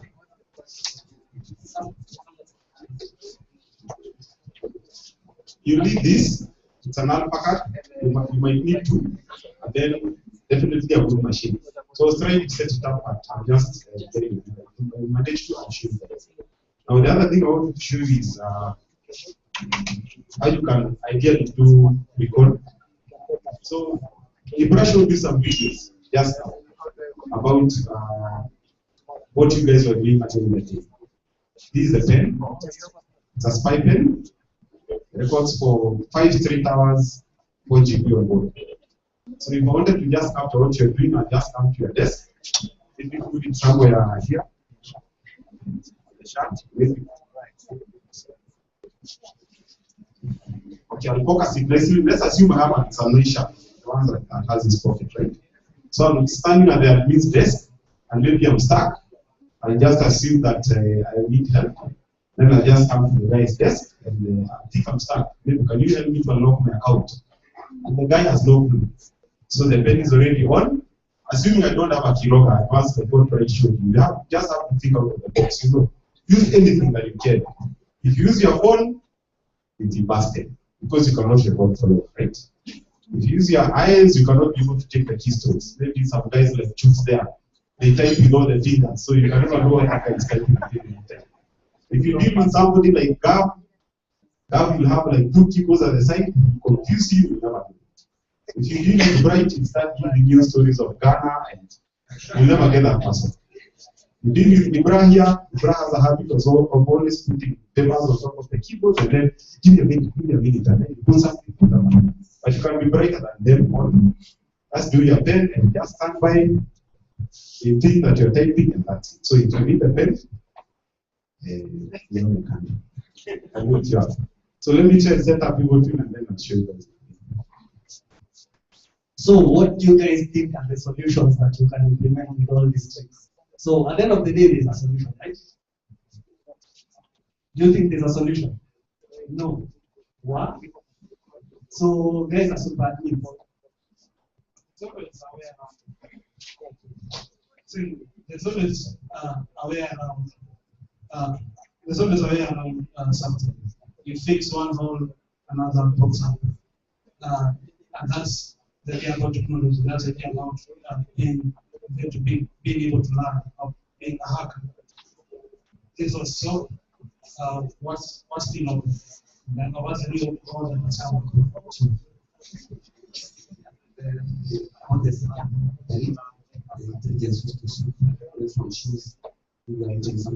Yeah, so if you come and do first thing is the one is fast. You try to organize it. You look at the vendor, you come with the It depends with the intelligence of the cards that are scanning you. Because most of the time it will pass as a pen, because it's actually a pen. You can actually write with it. It's only that it has that capability. So most of the guys will not know some of these things. Yeah, it's actually a pen. You can even so comfortably, just going to use it and you never know. But if you look at the pen here, it has the pinhole camera for a phone. Yeah? Okay, the other pinhole camera. So there's a pinhole, then it has a USB, like a bed. Then it has a switch here for whether you want camera, 8 megapixels, or you want video. Actually, it's a 80 chip for this. Just that, you don't know what it's not there. So you never know. And there's even a smaller version. There's one actually for $300, smaller, and the video is like almost 16. You cannot notice whether it's like. But don't trust me. Don't trust me. I'm not allowed. Yeah. Thank you so much. Much appreciated. Wait, you didn't answer the question.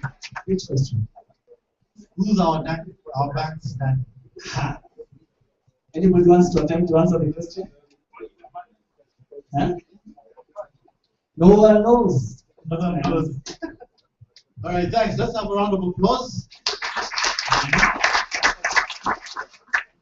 And here we are with the final talk of the day. You guys have made it through. Anyone who was here at 7 a.m.? Are you guys still around? The guys who are here at 7 a.m. Chris says every time I ask this question.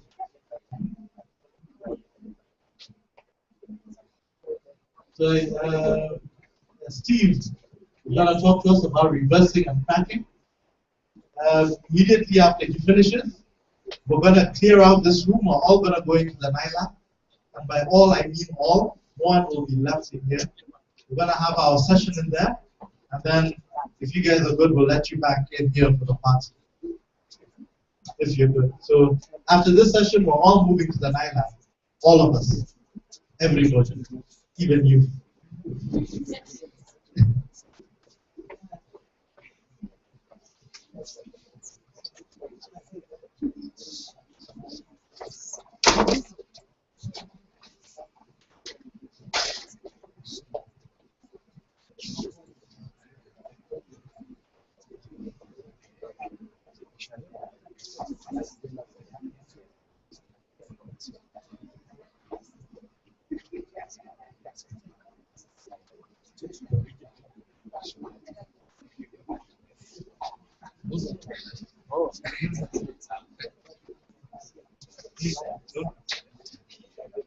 Hi guys. I think the whole day we've been talking about hacking, and so I'm going to take a diversion a bit and talk about reverse engineering and cracking, because that's a very important part about security that's normally ignored. Some of us who started coding back in the 80s, that was our bread and butter. In terms of assembly language, low level C, C++, and some of us dropped those skills and picked them up later on as time went ahead. So I'm going to talk about some of the things you can do with having skills in reverse engineering binaries, and how, I mean, you can make virtually nothing hidden from you as long as it can run on a computer.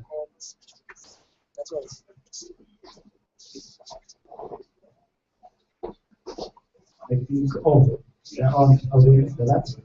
So let's get started.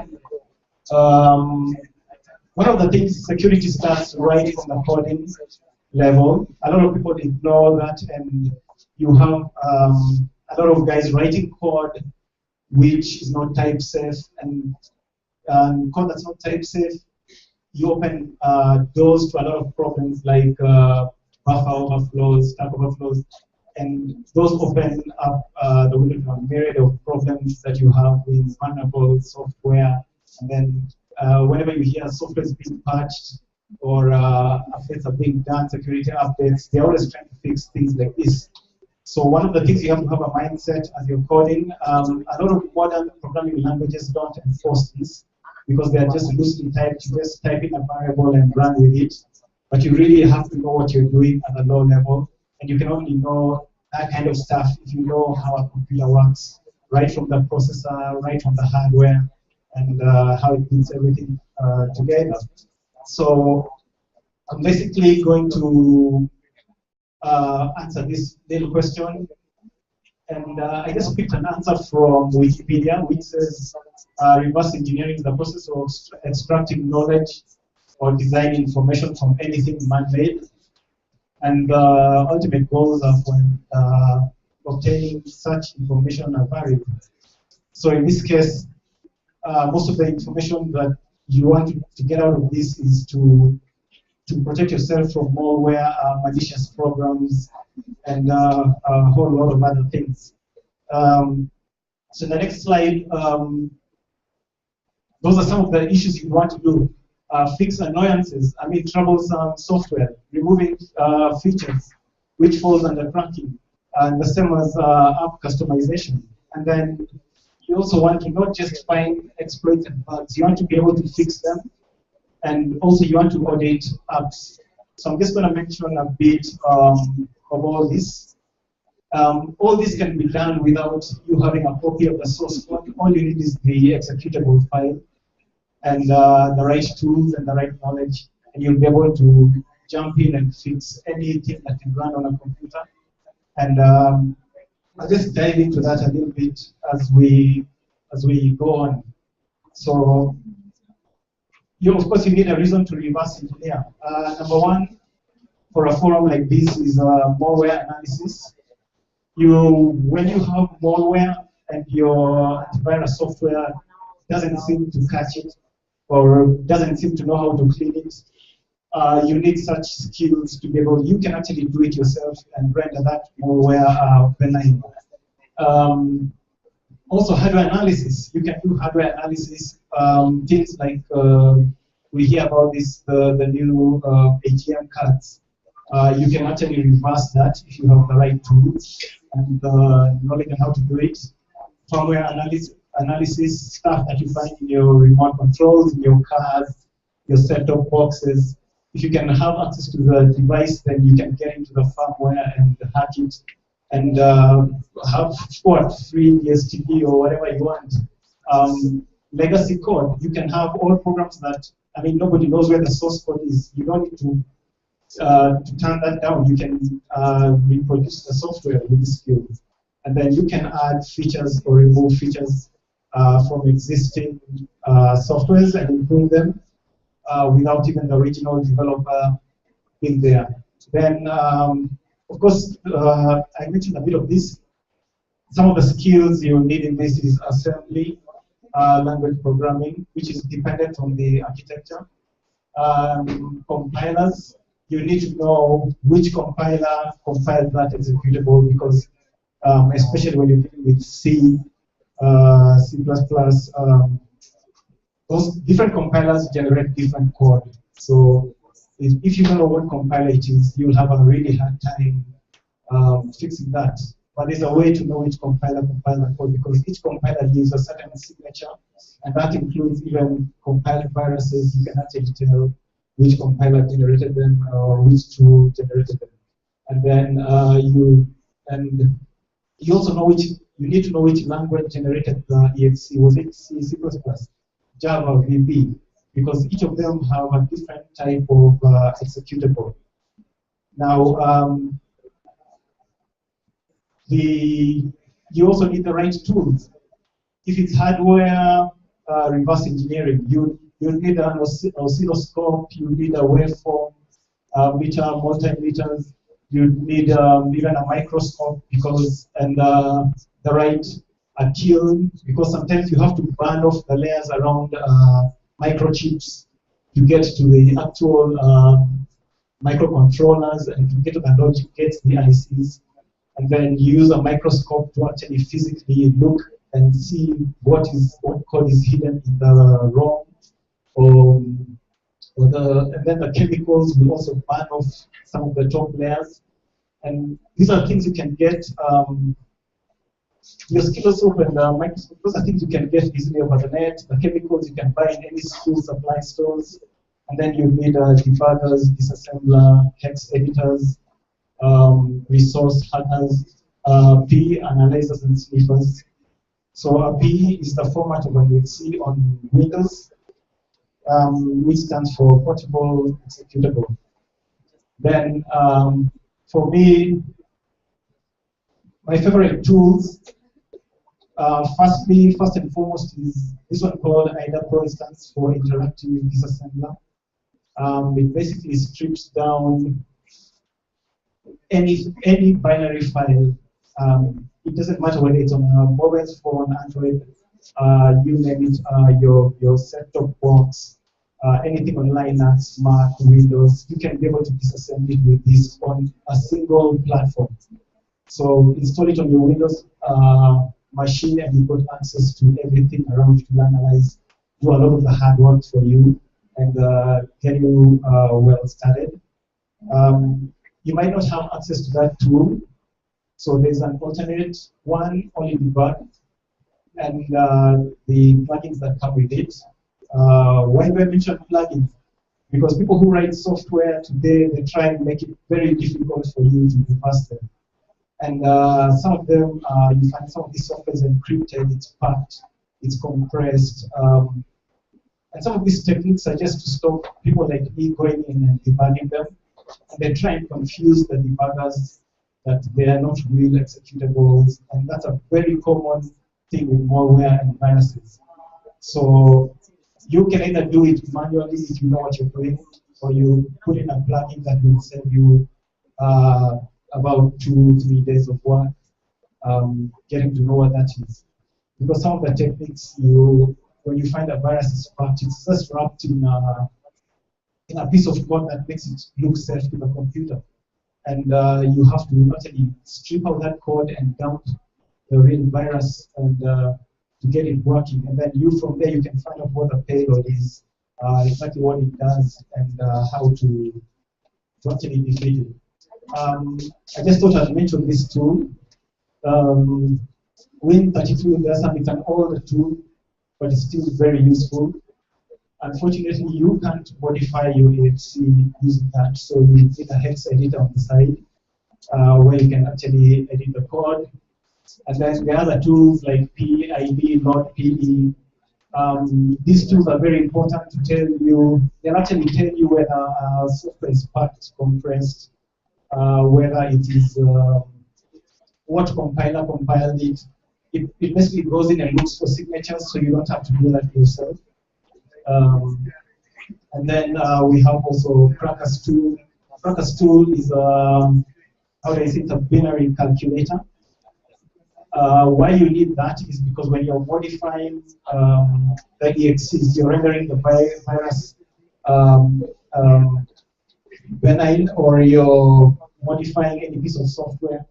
That tool comes in handy. It's a calculator because you'll be working in binary and hexadecimal. So that actually helps you with some important calculations. And then mentioning PID, Log P, and PE tools.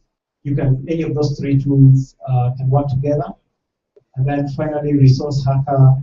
This is for just normal, poorly written software. You can actually use that tool to hack the resources and remove any NAT strings that you find. So everything I've mentioned here, I've picked it because it's free except the first one.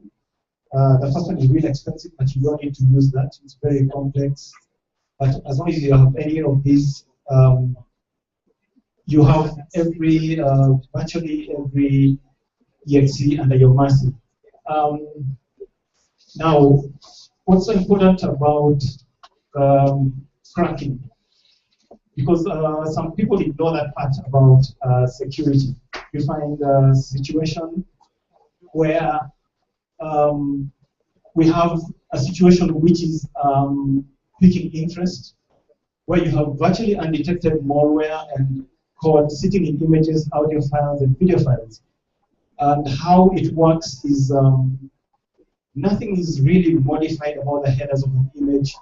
It's a proper image. It will run in your browser. It will be everything, but you have malicious information encrypted into the image. And it's very easy to do because all you need to do is shift the way color works in an image. It has got 4 streams, red, blue, green, and the alpha channels.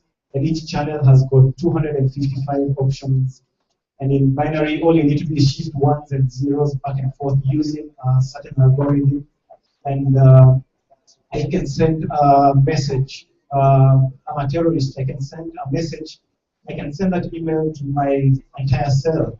And they have a software that can decrypt the binary code of the image and strip out the commands that I want and trigger a payload. And this thing actually happened with a virus, as they showed previously, where you stick a thumb drive in your computer and you run an image and it pops up and you're thinking this is a safe image. No antivirus can catch it.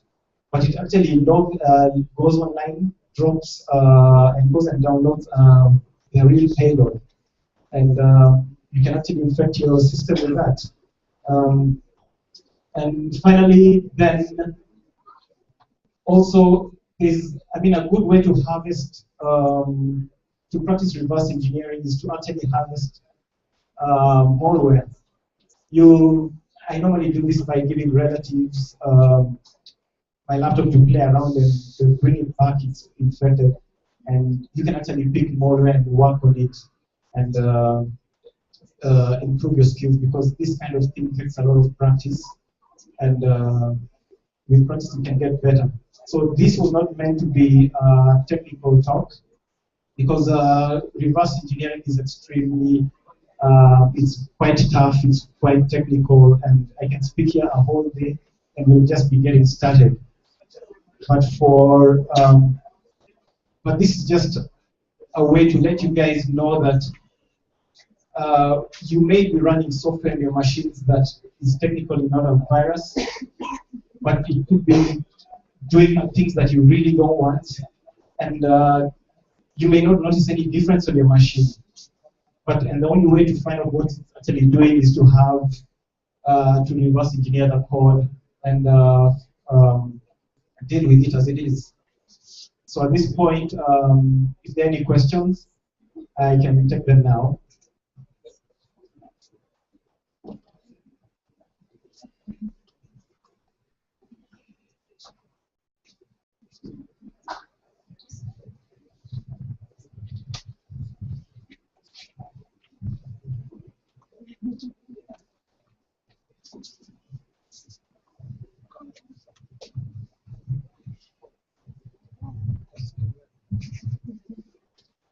My name is Chandra. I'm a developer and also I use tools. So what you said about reverse engineering, and I'm trying to imagine, I'm so concerned about the system that I've developed. I would not want somebody to go and reverse engineer, end up with the source code, and then possibly put any effort to the So I'm imagining when I'm getting my installer. Okay, this is using Visual Studio. So I'll choose not to include source files.